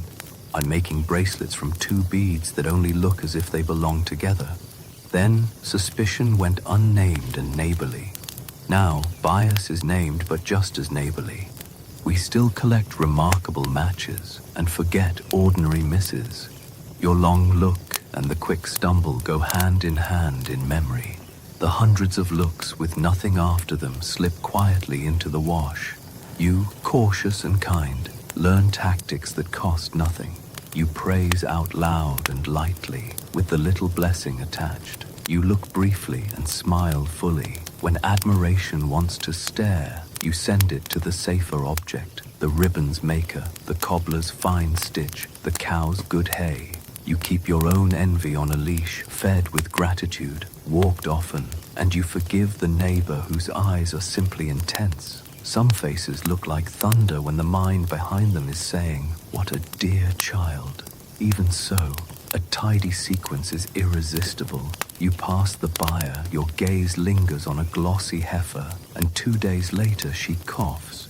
"She looked," someone says, and the word fills itself with more certainty than it earned. You bend to coo at a baby. He wakes cranky that night. The cradle receives a red thread in the morning, just in case, and you, a sideways glance you try not to see. None of it is a verdict yet, just a gathering of lines. Humor pulls some of those lines loose. "If looks could curdle, my milk would be cheese already," says a woman with 5 daughters and a cow with opinions, and everyone laughs. "If the evil eye worked, the geese would have killed us all," says the goose owner, and the geese, being democratic, honk equally at saint and sinner and ruin the solemnity. Laughter is a disinfectant. It keeps panic from finding a foothold on a wet day. But there is a gear that engages suspicion faster than any glance. Quarrel. Anger puts a red circle around a name. After a sharp word at the well, every misfortune finds its way onto that name's list. What could have been chalked up to chance becomes suddenly legible as harm. The eye gains a motive, and a quarrel can prime the story before anything else happens. So when a cow falls ill on Thursday after a Monday spat, the pattern will be declared before the vet herbs are even brewed. Sick. Reason 13. Someone quarrels with you, then cows fall ill. 780. Harsh words on Monday, ailing cattle on Thursday. The neatness is narratively irresistible. The scene writes itself as if the parish had hired a playwright. 2 tempers sparring at the well, buckets clacking like punctuation. Then a cough from the buyer, a slackness in the pail, a churn that sulks and will not sing. The mind, eager for plot, draws a straight line. Quarrel becomes cause. Illness becomes consequence. Chance, very polite, steps out of the way to let the story pass. Quarrels found easy tinder in small, necessary things. A hedge claimed a handspan too far into a neighbor's strip. A goose tried democracy on someone else's lettuce. Your turn at the communal oven was miscounted by a woman who swears it wasn't. A sieve went out and came back too late. Or not at all. Someone's child called someone else's child a frog. And truth be told, both children were right. These are ordinary frictions in a life lived shoulder to shoulder. Most days they end with sighs, shrugs, and a joke about the geese. But anger inked your name bold for a few days. Under one bell tower, resentment doesn't disperse the way it can now, with cooling off texts and a screen's gentle distance. There's no mute conversation, no block contact, no hiding from a voice you've known since baptism. You and your adversary share the well, the priest, the market bench, the sermon, the path past the buyer. Your faces keep meeting like 2 cups in the same drawer. The quarrel becomes an index card in everyone's memory drawer. ready for retrieval when anything else goes wrong. Cows are the wrong thing par excellence. They are walking larders, slow-breathing purses. Wadital. Inter's hope on 4 careful legs. A cough in a cow is not a trifle, neither is a fever after calving, nor a summer bloat from greedy grazing on wet clover, nor feet made tender by weeks of rain and muck, nor fodder gone a little musty in a damp harvest. Any dairyman could give you a dozen natural reasons for a poor pail and a dozen more for a churn that refuses butter, but nature, being unspectacular and untidy, makes a poor villain. The quarrel, being vivid and recent, makes an excellent one. Post-conflict attribution, we can name it now, they couldn't then, is a simple spell our minds cast. When we've been stung, the world's next bruise must come from the same hand. After Monday's sharp words, the week arranges itself into evidence. The cow falters, evidence. The dog limps, evidence. The bread fails, well, the oven was hot, but still evidence. The days when nothing happens, which are many, slide out of the ledger. The one neat string of events stays and grows a legend. Fuel is cheap in a tight year. A careless sentence can look like a curse in hindsight. You're frustrated, you'll be sorry, becomes a quoted prophecy by Thursday. Tone undergoes alchemy in retelling. A sigh turns iron, a mutter sharpens. A lifted eyebrow is promoted to a glare. Rumor brings its own embroidery. She said it with her hand on the gate, someone adds, which is delicious and therefore becomes true in at least 3 heads. The quarrel isn't just remembered, it is remastered for the stage. Practical voices try to hold the script open to other endings. Wet spring, wet pasture, wet hooves, says the reeve, who has catalogued more cattish ailments than he owns shoes. Churns clean? asks the dairymaid. There's your devil, if not. The shepherd, who knows what clover can do, brings a handful of charcoal to settle a stormy belly. The priest, with pastoral tact, speaks of reconciliation and fence. The pulpit carefully around the sin of rash judgment. He might even engineer a love day, an afternoon of talking it down, hands shaken, a small ale shared under the porch where sunlight can supervise. There are rituals for mending. You carry a peace egg, your adversary carries a loaf. The gifts change hands and lighten. You make a little mash for the cow and leave it, not as magic but as apology. The parish is good at this, gluing cups, uncrossing wires. It prefers its neighbours patched to dramatic, and most of the time, the patch holds. The cow improves on her own good schedule. The churn remembers how. Someone tells a joke about geese again. Contrast glows. Now, misfortune after a spat might be narrated in a group chat that kindly says correlation isn't causation and links to a veterinary blog. Then, the group chat was the church porch, and the blog was the old man who has seen 28 carvings and kept notes in his bones. Both communities want sense, both are tempted by symmetry. Our clever labels, confirmation bias, illusory correlation, post hoc, are beads on the same old string villages once fingered without names. But even a balanced village is vulnerable to props. A story told with words alone can wobble. Add a thing you can hold, and it steadies. A twist of hair tied with thread and left in the hedgerow. A small bottle buried by a threshold with pins swimming in vinegar. A rag doll stuffed with herbs and stuck with thorns. Most of these are protections, not malice. The household's way of telling misfortune to look elsewhere. In a heated season, though, found objects conceal a tale. There, someone says, grateful for something to point at. And the next chapter of The Whisper opens with a rustle in the hedge. A bottle buried by a threshold, a bundle of hair and thorns knotted like a small secret storm. Hedge roots clutch the parcel. The soil keeps its counsel. You kneel with a trowel at dusk, pressing earth over an object that is not meant to hurt, but to turn harm aside. Apotropaic, the learned word says, turn in, gee away. It's home care, really, a lock for the door the eye can't see. People protected houses the way they protected babies, by layering care. Iron shears under the mattress, so anything unfriendly snags its own reflection. A knife slipped into the lintel with a whispered blessing, so sharpness belongs to the house, not to mischance. A sprig of rowan over the byre door, because your grandmother said redwood remembers how to say no to trouble. Juniper smoke wafts through rooms on certain days, soft as prayer. St. John's wort dries in a bundle by the rafters, the chase devil with sunshine stored in its veins. Houseleek sits squat and kind on the roof, a thunderplant said to teach lightning its manners. Marks, too, are quietly everywhere. Near hearths and doorways, someone once scratched overlapping circles, the daisy wheels that confuse wandering intentions, and nested a tidy VV for Virgin Virginum, or an M to fold the threshold under Mary's cloak.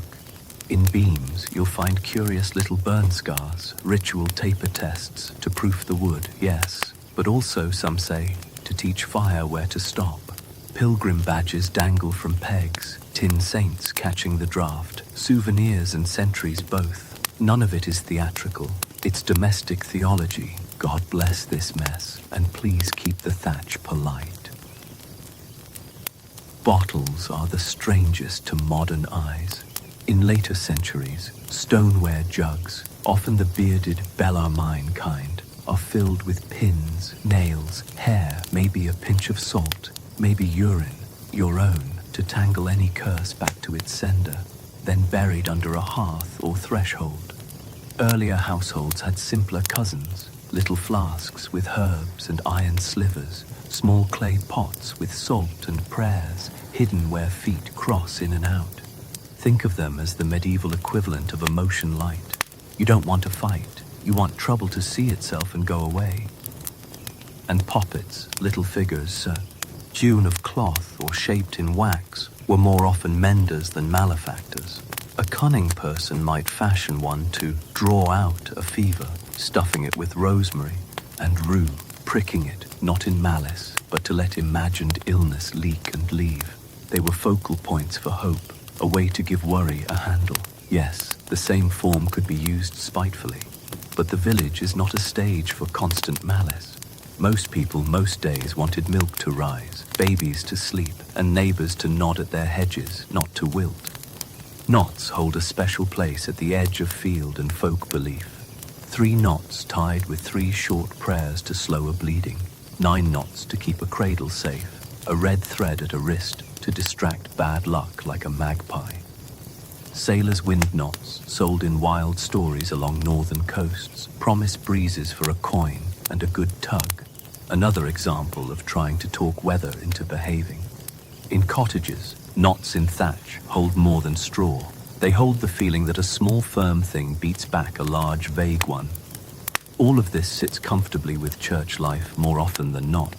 Priests bless homes at Epiphany, chalking 20 plus C plus M plus B plus 25 above doors, folding Casper, Melchior, and Balthazar into the lintel the way a baker folds air into dough. Fields are walked and blessed at rogation. Holy water flickers from a sprig with a shake and a smile. The church warns gently against superstition, against trying to bend providence like willow. No contracts with the dark, no boasting in charms. But it also knows that humans sleep better when thresholds feel tended. So how do these little guardians become accusations? Discovery and timing. A child ferreting in the hedge for a lost ball finds a twine-wrapped bundle with a lock of hair. A dog digs at the doorstep and noses up a bottle, clinking with pins. A cow falls ill the same week. Someone says, "There," grateful for anything to point at. Counter-magic meant to guard is recaptioned as malice. Your hidden lock becomes a loaded gun in the rumor's retelling. Context wobbles the under. Standing. In a buoyant year, a found charm earns a shrug and a put it back where it works. In a thin one, it becomes evidence. You explain, The cunning man told me to bury it after the churn failed, and that invites another worry word. Cunning, helpful in one mouth, cutting in another. The object's silence doesn't help it. It cannot say, I am a fence, not a spear. Contrast flashes in from our century. We install deadbolts, doorbell cameras, motion lights that throw a courteous square of gold onto raccoons and cousins. We set timers so lamps mimic life when we're away. We wedge rods in window tracks and feel sensible. They tucked iron into lintels, drew protective flowers on beams, and set a bottle under the step. Same impulse, different toolbox. Both speak the home's small creed. May what loves us enter, may what doesn't pass by. Practical neighbors try to keep the story kind. The reeve calls the bottle old house ways. The dairyman blames clover and weather as usual. The priest suggests taking the charm up and replacing it with a blessing and a broom. God prefers daylight to hedges, he jokes, and everyone breathes easier. You nod, relieved, because you were only ever trying to help your own sleep. But a few minds, sharpened by quarrel, primed by envy, cheered on by coincidence, file the find under proof. The hedge, which only meant privacy, becomes a prop. You wash your hands, dust off your knees, and promise yourself to make your protections more public. A sprig over the door, a chalk mark any passerby can read. Let safety be seen as safety. And sometimes, no object is needed at all. All you did was walk at the wrong hour, between night and day, between lanes at the crossroads, carrying a trowel or a pail. Liminal places and times have their own weight, and a figure there is a story waiting for its verb, which is where the next whisper circles. Awake at me, night, fetching water at dawn, or pausing where the roads meet and rumors like to roost. You fetch water at first light. A neighbor sees you where roads meet. The pail thuds lightly against your shin. Mist lies low like a cat that has decided to be floor. Crossroads make their own weather, 4 paths, 4 choices, 4 stories that could begin. You do not think of rituals, you think of breakfast, but the hour and the place have reputations that arrive earlier than you do. Liminal times and liminal spaces carry an extra charge in a world tuned to edges. Between night and day, the air feels thinner. Between one field and the next, hedges whisper ownership and also gossip. Crossroads are useful, messages, markets, a wayside cross where travelers tip their hats. They also feel like thresholds with opinions. Dawn is practical. Bread wants heat before the villagers awake. Cows need comfort before the flies. Herbs keep their oils better with dew still braided in. Yet in a village that reads signs as naturally as recipes, errands at such hours can look like lines from a script someone half remembers. Night without switches is thick. The curfew bell, couvre-feu, asked households to bank coals and let roofs rest. In towns, a watchman pads the lanes and sings the hour into the dark. Past midnight, all's well, like a lullaby for streets. In monasteries, the day is stitched by prayers, even when the sun is absent. Matins in the deep, lauds at the blue edge when birds remember their cues. Most homes belong to the old rhythm of 2 sleeps, a first, then a quiet watch, tending embers, whispering a psalm, slipping out, perhaps for water, or to check a ewe near her time. Then a second sleep until cockcrow clears the ledger. To be awake then is ordinary. To be seen then is notable. People remember silhouettes better than faces at that hour. They fill the gaps with whatever story the week has been practicing. If the churn has sulked or a calf has coughed, the figure at the crossroads gathers a little static as it passes through man. Emery, if, after you're spotted at dawn, the day delivers either luck or loss, your errand volunteers to be the hinge in the tale. Crossroads have furniture that helps stories stand up. A wayside cross with a niche for a votive, a post with carved fingers pointing to the next parish, a stone that says borders once shook hands here. Processions pause at such places, rogation walkers with green switches and prayers about weather, children in May with flowers that look taller in the morning light. Travelers meet there by plan, lovers by courage, messengers by necessity. You, with a trowel from yesterday's weeding or a bundle of sticks, look for all the world like a person mid-ritual to someone who needs their morning to grandly explain itself. Your reasons are as plain as bread. The well is kinder before the queue. The path is safer before carts wake. Dew is a clean taste that the cat approves of when you set a fresh bowl by the door. If you've been called to a birth, the time is not yours to choose. The body writes its own calendar. If you bake, the oven's long temper prefers the small hours. If you tend bees, their flights read the sun, and you must be ready to read it too. You step softly because other people need sleep, not because footsteps have meanings to hide. The village knows this most days. Up early, says the reeve, approving the way he approves of well-cut hedges. The baker's at it, says the watchman, tasting the future loaf in the air. The priest, sleep-tousled and cheerful, slips from lauds with a blessing that smells like candle smoke and says, God give you a good morning, which is a very good net for catching stray whispers. Children see you and wave with two hands because morning belongs to them.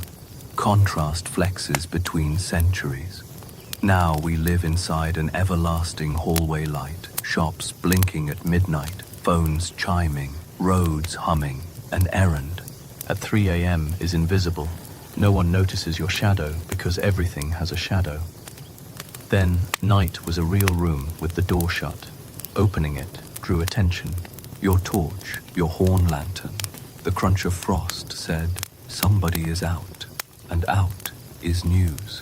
Our 24 hours dilutes omen. Their dark concentrates it. Suspicion doesn't need much to begin, but it usually requires a companion, timing. If after your dawn trip the cow falters, or if after your midnight walk a churn refuses, the neatness will be recruited. She was at the crossing, someone says, and the crossing does what crossroads do. It multiplies meanings. If nothing goes wrong, the story dissolves into the steam of the day. If something does, it sets like jelly and is spread around. There are ways to salt the story kindly. You greet anyone you pass, and you hang a visible reason from your arm. The pail, the loaf on a peel, the sprig of mint in your kerchief, the midwife's basket if that's the bell that rang. You add the small social ribbon that keeps admiration and anxiety from tangling. God keep you as you go. You pick routes that pass a porch where someone known for sense sits in the early hours whittling. Witnesses with good memories are better than witnesses with good imaginations. And there are ways the parish answers its own nerves. Bells at dawn are not just clocks, they are invitations back into the ordinary. The first rooster is a herald. The second makes an audience. By the third, the sky itself remembers it is reliable. A procession on rogation runs the boundaries with prayer, sowing the fields to the church with thread everyone can see. A house blessing at Epiphany chalks a door right out in front, protection public and smiling. The point is not to sniff danger, but to feed the light. Not all stories end in fear. More often, people chose to tend thresholds and mornings with little, ordinary protections. Salt in pockets, iron on lintels, chalk on beams, blessings said with flowery hands. Even the suspicious hour can be softened by a hymn hummed low. A good morrow, called clearly, a cup offered to the watchman whose feet know every puddle. The village preferred its nights safe and its dawns busy, and with the liminal hours gently set back into their honest work, we can walk into the next, kinder chapter. How everyday protections, charms, blessings, and quiet common sense kept most houses warm and most rumors small. Salt in the pocket, iron by the door, a sprig of rowan tucked where rain can kiss it. These are the house's small sentences, spoken in a language of wood and wool and weather. Most protections are not dramatic. They are domestic. If fear sometimes weaves them, love usually ties the knots. Thresholds go first because every story starts there. A nailhead shines like a tiny moon above the latch. A horseshoe, smile up to hold luck, or smile down to pour it, keeps its counsel either way. A knife sleeps in the lintel, more symbol than weapon. A way to say sharpness belongs to the household, not to whatever wanders. On the wood itself, chalk, a tidy C plus M plus B after Epiphany for the Magi or for Christ bless this house, depending on who tells it. In smoky rafters, you can find daisy wheels, scratched, a circle upon circle that confuses any stray ill intent the way a maze confuses feet. Beside the door, rowan or juniper hangs, red-berried or resin-sweet, a sprig that looks like cheerfulness pretending to be a fence. Light is a protection, and the Middle Ages keep plenty. Beeswax candles blessed at Candlemas sit ready on a shelf to be lit during storms, their calm gold meant to steady the heart, and, some said, the thunder. Palm Sunday fronds, or boxwood where palms won't grow, dry behind a cross, then move to a beam or a bier to remember spring when weather forgets. At midsummer, herbs cut at dawn, St. John's wort, mugwort, yarrow, dry in bundles with the year stored inside them like a secret. In Ireland, a Brigid, Ear's cross of rushes rides the rafters, straw geometry that says plainly, be kind to this roof. Fields wear protections too. In Rogation tide, the parish beats the bounds, children, clergy, farmers, everybody stepping the edges with green switches and hymns, as if sewing land to church with a visible thread. Wells are blessed, boundaries remembered, disputes softened by walking them together. Orchards hear wassailers in winter, cider steaming in bowls, songs persuading trees to wake warm and generous. None of this is contract magic. All of it is fellowship, chores performed in chorus, fear diluted by company. On shelves and in pockets, small reliables, a pilgrim badge from a longed-for shrine, Tin Thomas of Canterbury with his Archbishop's crozier, or a little lead ampulla that once held holy water and now holds memory. A rosary, smooth with handling, keeps fingers busy and mind steady. A scrap of cloth that touched a saint's shrine tucked in a sleeve. A charm written by a literate friend, Latin letters like a hedge, rolled and sewn into a child's cap. Not because ink bends fate, but because love needs somewhere to sit. Animals live under this umbrella of care. Over a stall door, rowan again. On Candlemas, a thumb smudge of soot cross on a cow's forehead. Not theology, just tenderness with a ritual attached. Bells on sheep and goats are as practical as a map and as cheerful as laughter. Their jingle is also believed to confuse whatever should not follow the flock home. Beehives are told good news and bad, marriages, funerals, because belonging helps living things live. None of this is malice. All of it is attention. Kitchens have their own apotropaic housekeeping. Salt is a clever little saint. A pinch over the shoulder to undo a spill. A pinch in a cradle hem to keep chill at bay. A line along a threshold when tempers need cooling. Iron warms water for scouring, scald the churn, and most devils disappear with the grease. Brooms lean bristles up by the door, partly to keep them dry, partly because. Use the old folks say it confuses any night wanderer who can't resist counting. The best protection here, as every dairymaid will tell you, is hot water and patience, which leads to the quietest protections of all, the ones that look exactly like common sense. Bank the hearth so coals wake kindly.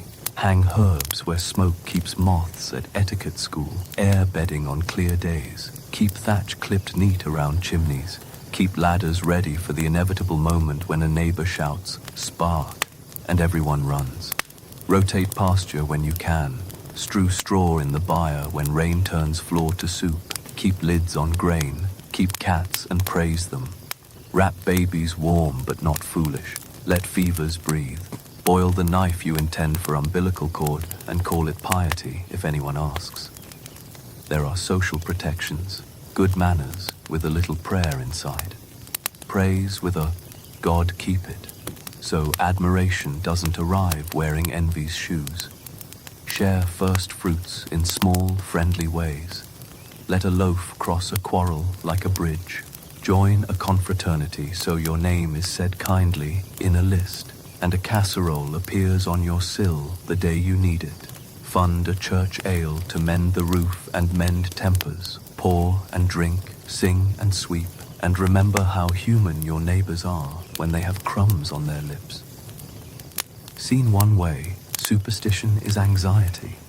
Knots tied against luck, eyes on omens because control is scarce. Seen another, it is community glue, rituals that synchronize heartbeats, objects that make care visible, excuses to knock on a door and say, "Walk with me, we're beating the bounds." The bottle under the threshold is less interesting than the hands that placed it together. The chalk over the door matters less for letters than for the priest's smile when he lifts the hand that writes them. Even when the logic is sideways, the love is straight. Contrast to our time is friendly rather though. And scolding, we have passwords and doorbells that see in the dark, weather alerts and group chats that move casseroles like cavalry. They had chalk, bells, beeswax, and habit. We tuck emergency numbers on the fridge. They tucked iron in the beam.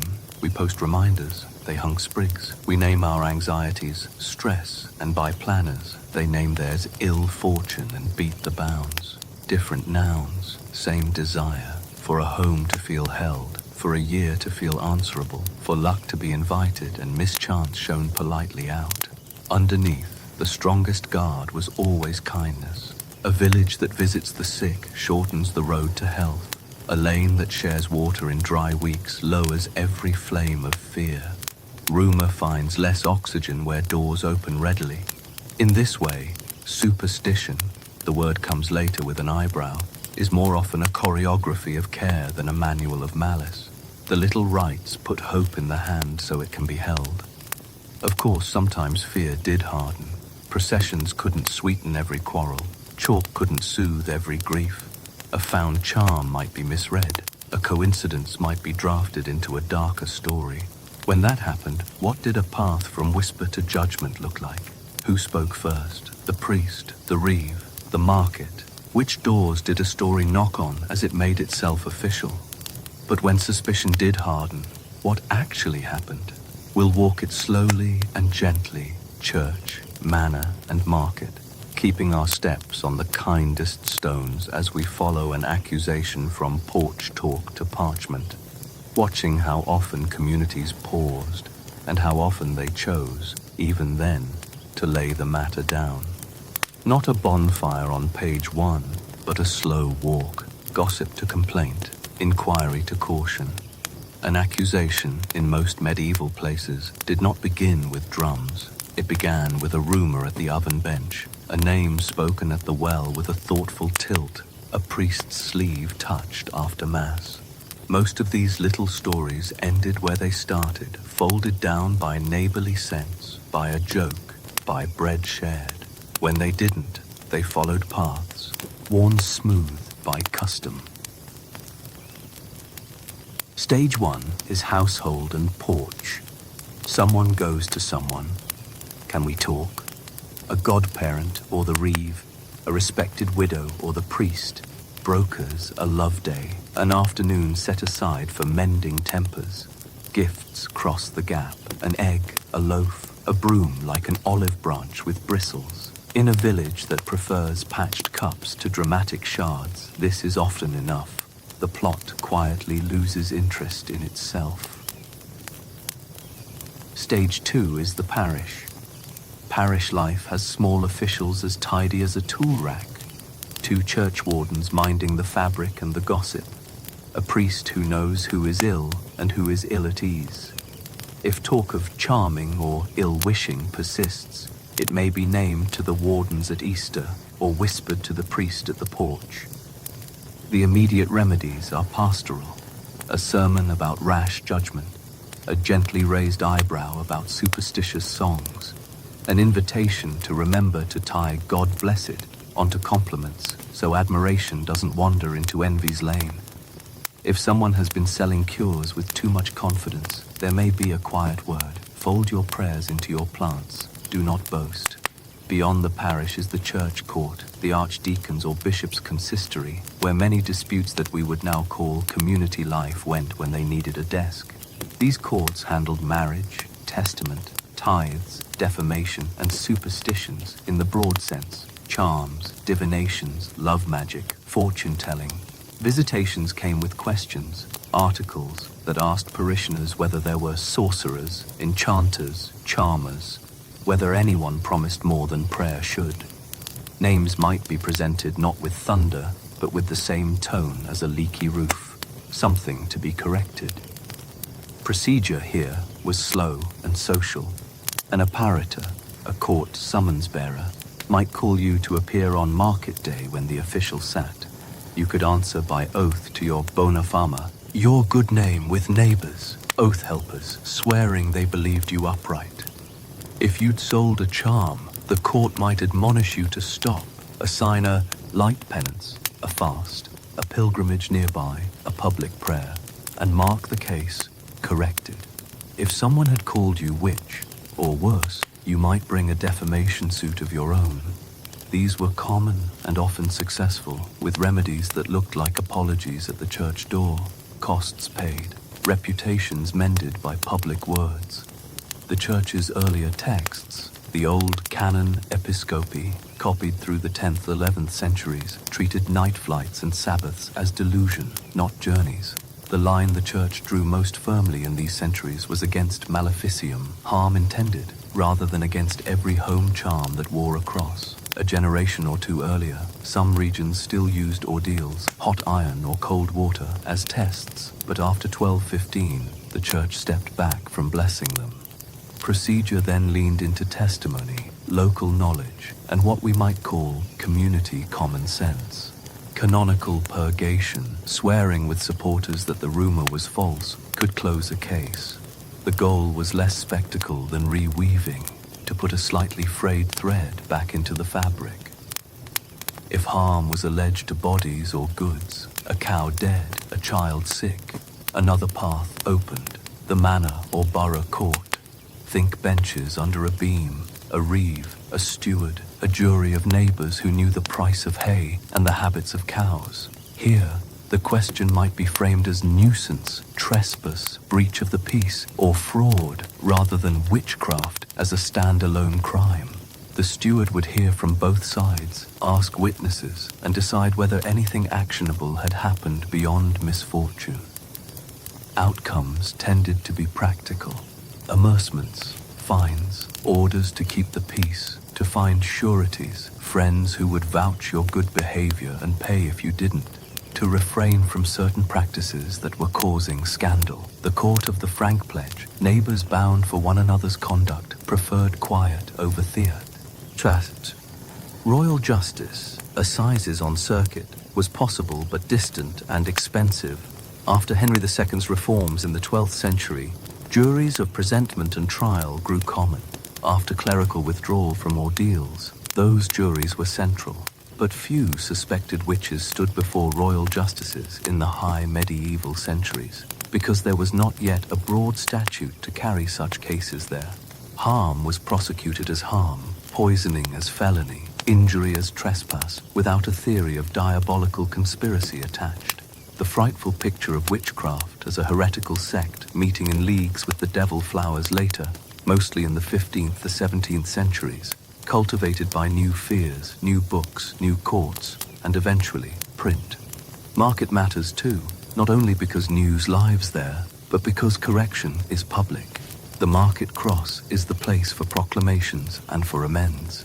If you had slandered a neighbor as a witch, a church court might direct you to stand by the cross at a set hour and say aloud that you lied and were sorry, a ritual unmaking to match the making of the rumor. If you had sold dubious cures, you might be warned there as well, your name and the warning traveling together for a while, and then tiring of one another, as news does. Public penance could be stern in some places. In others, it looked like standing with a candle and a prayer, then going home to stew and supper. Alongside formal tracks ran a thick braid of informal ones, peace bonds, arbitrations, hands shaken under the church porch, drinking an ale to make friends again. Manor rolls are full of quarrels settled by love of the court. Even when suspicion stuck for a time, it often faded the way a stain fades with repeated washings, a season of good harvests, a shared grief, a marriage that braided two households, and last year's 10th story quietly fell out of fashion. This is where the timeline matters. The fierce persecutions that fill our later imagination are latecomers. Beginning in the late 15th century and peaking in the 16th, 17th, parts of light penance, a fast, a pilgrimage nearby, a public prayer, and mark the case, corrected. If someone had called you witch, or worse, you might bring a defamation suit of your own. These were common and often successful, with remedies that looked like apologies at the church door, costs paid, reputations mended by public words. The church's earlier texts, the old canon episcopi, copied through the 10th, 11th centuries, treated night flights and Sabbaths as delusion, not journeys. The line the church drew most firmly in these centuries was against maleficium, harm intended, rather than against every home charm that wore a cross. A generation or two earlier, some regions still used ordeals, hot iron or cold water, as tests, but after 1215, the church stepped back from blessing them. Procedure then leaned into testimony, local knowledge, and what we might call community common sense.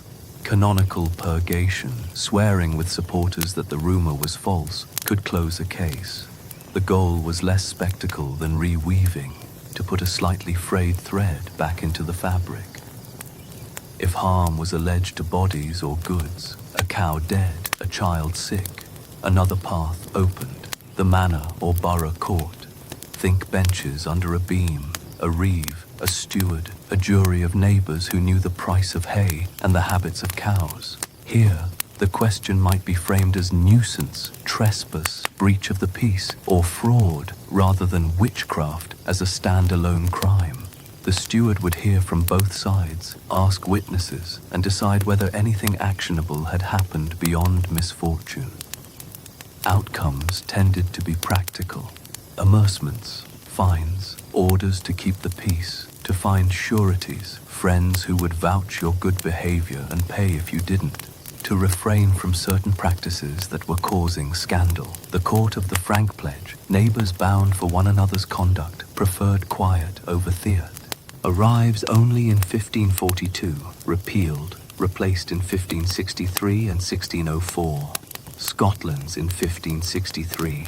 Elsewhere, city and territorial codes took their own shapes. Before that shift, medieval courts certainly corrected charms and punished fraud, and sometimes punished harmful acts attributed to magic, but the scale and the theory were different, the tools gentler, the frame more local. Even in the later panics, de-escalation was common. England, with jury trial and without routine judicial torture, saw far fewer executions than parts of Germany or Switzerland. Many English cases ended in acquittal, rebuke, or the quieting bond. In town after town across Europe, you can find registers where accusations fail, where neighbors refuse to swear against a familiar face, where officials yawn at a rumor looking for shoes. The patchwork never stopped being a patchwork. Through all of this, the human choreography repeats. A whisper, a worry, an authority who prefers order to drama, a process that tries, in its better moments, to turn fear back into ordinary life. There were failures, there was harm, but if we are listening for sleep, we can rest a little in how many stories ended not in flames, but in fines, not in exile, but in apology, not in spectacle, but in home again. And here is where the road fork really shows. Geography matters. The same rumor wears different shoes over the mountains or across the sea. In the Alps, where weather speaks louder. In the North Sea islands, where news travels by tide. In borderlands, where laws braid and fray, procedures and outcomes vary like dialects. Let's walk there next, over passes and along coasts, to see how not one Europe shaped how whispers were heard. In the Alps, weather had sharper teeth. On islands, news traveled by tide. The same rumor wore different shoes depending on the ground beneath it. Clogs for the salt-slick quay, hobnails for goat paths, soft leather for market squares. Many Middle Ages is not a slogan here. It's the air you breathe. Geography braided belief, law, and temper into distinct patterns that only sometimes resembled each other from a distance. Consider a valley high and green, stitched with bell notes from cattle and small chapels shouldering rock.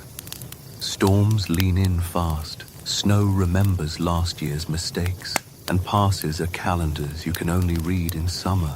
Communities live longwise along water, with the next village over a ridge as far as Rome on a winter day. Rumor here circulates like milk locally, with a short shelf life. A quarrel can simmer for seasons, yes, but the same faces meet at the same cheese fair and the same saints feast, and reweaving is a practical craft. Folk protections lean mountainward, a large cross at a pass, St. Nicholas painted on a barn, juniper smoke after lightning. Law feels close and communal, custom before spectacle, neighbors before strangers. When suspicion pricks, it often ends in make peace and bring a cheese, because tomorrow's work is joint work. Downriver, in wide-shouldered cities, Italian communes, imperial towns, ink takes a larger role. Notaries accumulate neat piles of answers. Statutes catalogue superstitio, alongside price-fixing and vagrant pigs.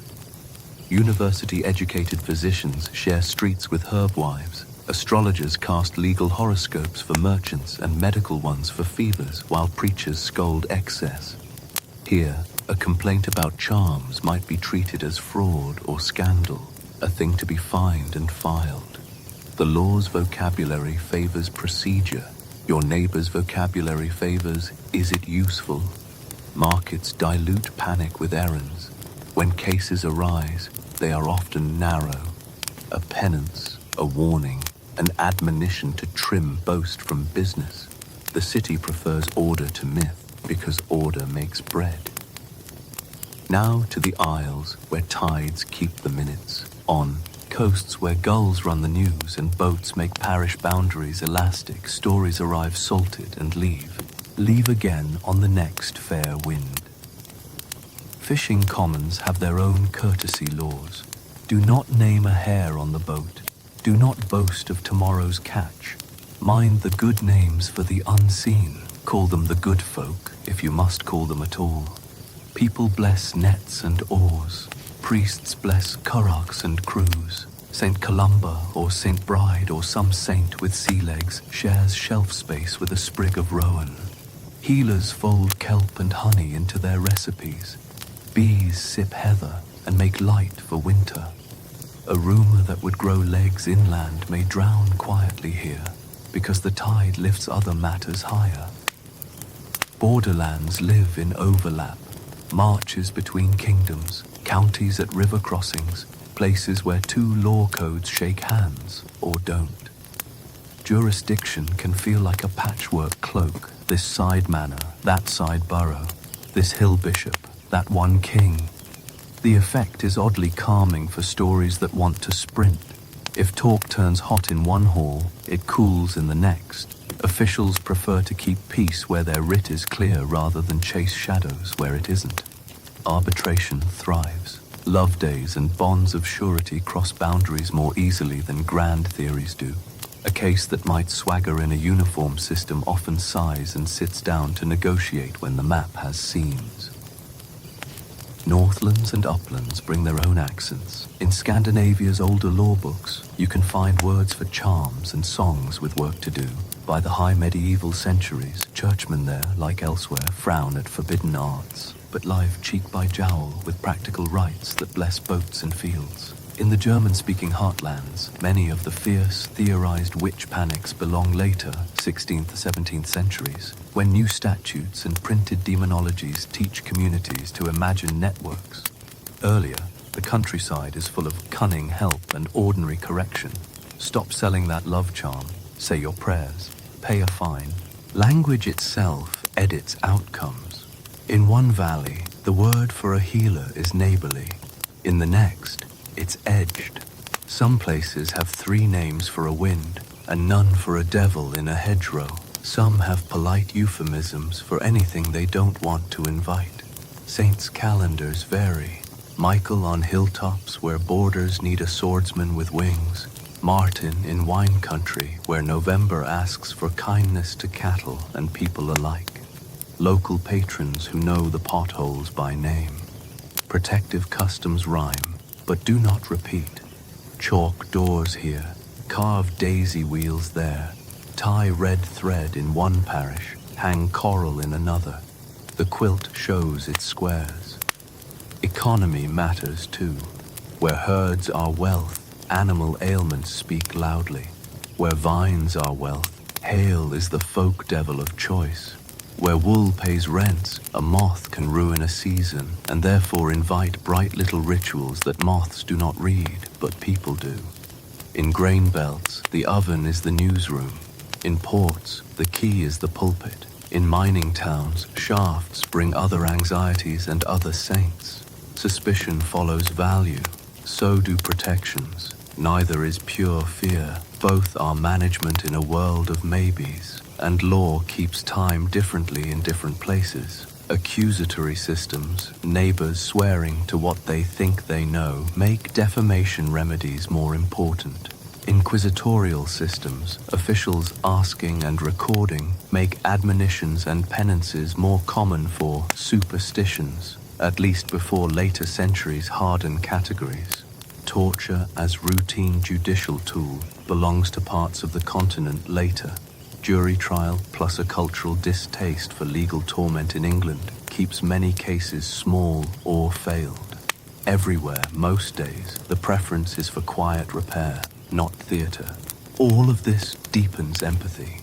There was no single medieval mindset, only local grammars for making sense of luck and trouble. A bottle under a doorstep is a scare in one sea, auntie a shrug in the next. A cat is a mouser in the mill and a sermon metaphor in the nave. A healer is a treasure to 3 households and a raised eyebrow to a say no to the infinite scroll. Ladders for getting out of wells are excellent technology. Before sharing, try a 3-breath rule. In, out, in, out, in, out. Ask 3 questions between breaths. Is it true?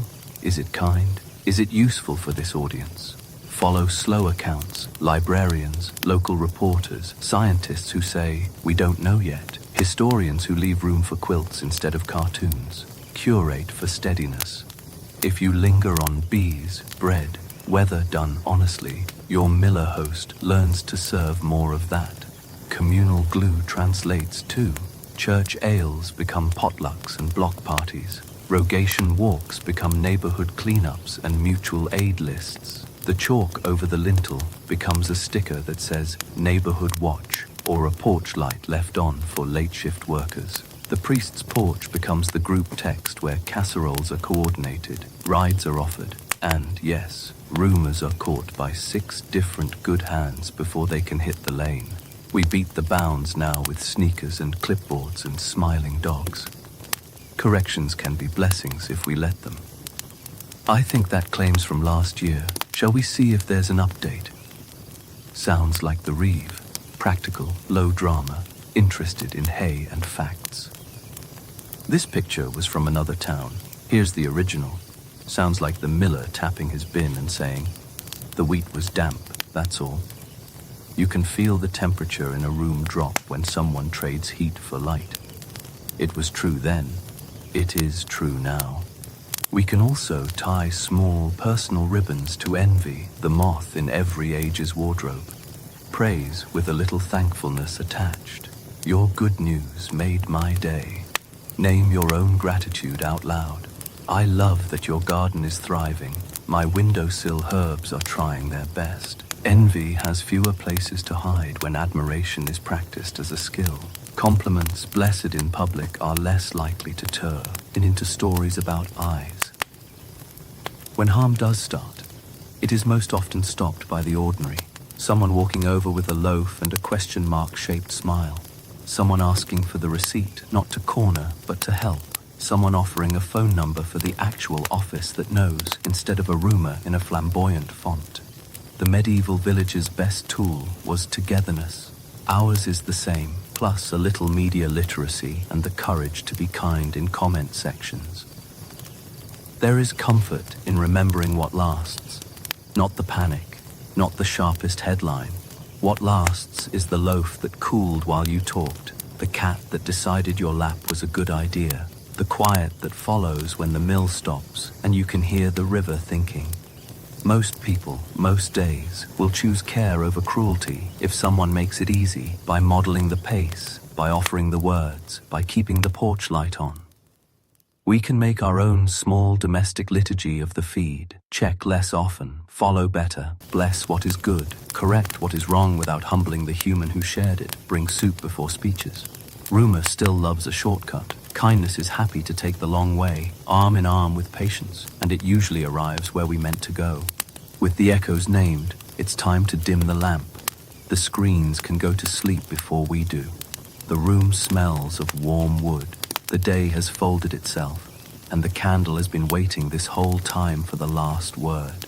Let it be a gentle good night to the past, to the present, to your excellent, pattern-loving mind that can rest now, because the stories are tucked in. The room smells of warm wood and quiet rain. The candle makes a small gold lake on the table, and everything important in the world fits inside it for a while. A loaf cooling, a cat pretending not to listen, your hands remembering what they've learned.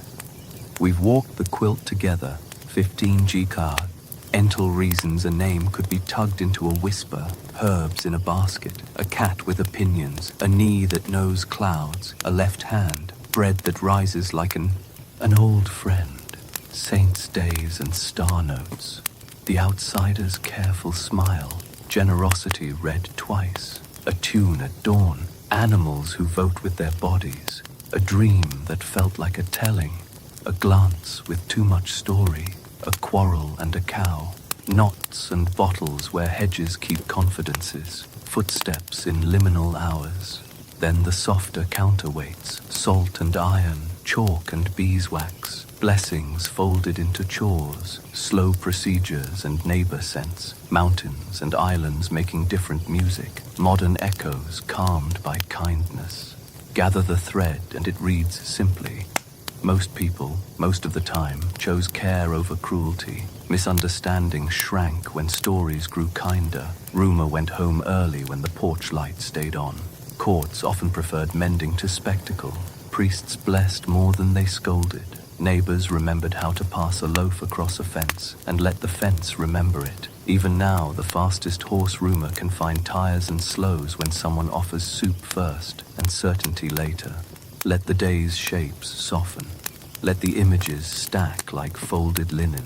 Rowan over a door, a chalked ++ winking in lamplight, bees choosing a cuff, bells walking the field, a market laugh, a watchman singing the hour, a child asleep with butter on their cheek from stealing the crust. Set them on a shelf where the mind can visit without counting. A benediction then for the road between waking and sleep. May your bread rise, your crumb be tender, and your kitchen forgive experiments. May your cat purr like a small engine of peace and discover your lap at precisely the right moment. May your neighbors be generous, and may you find it easy to be generous back. May your knee be quiet when the sky is noisy, and your left hand be blessed for every clever thing it knows. May your garden read the moon kindly, your bees find the heather, your cows remember comfort. May quarrels cool, knots hold, dreams amuse more than alarm, and glances land as praise with God keep it tied on the end. May your thresholds feel tended by salt, by iron, by laughter, and your feed be gentle, unhurried, and kind. Listen, the rain edits itself down to a hush. The candle is shorter, its little lake a clear map of the evening. You can feel sleep drawing a shawl up over the village, the oven's last warmth, the geese finally off duty, the river thinking slow thoughts under the bridge. We'll leave the past tucked in where it belongs, grateful for what it taught. That attention can be tenderness, that stories can be softened on purpose, that fear loses its appetite when fed with company. You've done enough for one day. Set the cup down, breathe. When you're ready, pinch the wick between wet fingers, or blow once, slow. The flame leans, sighs, and is gone. Darkness arrives like velvet, and the room remembers how to be quiet. Good night.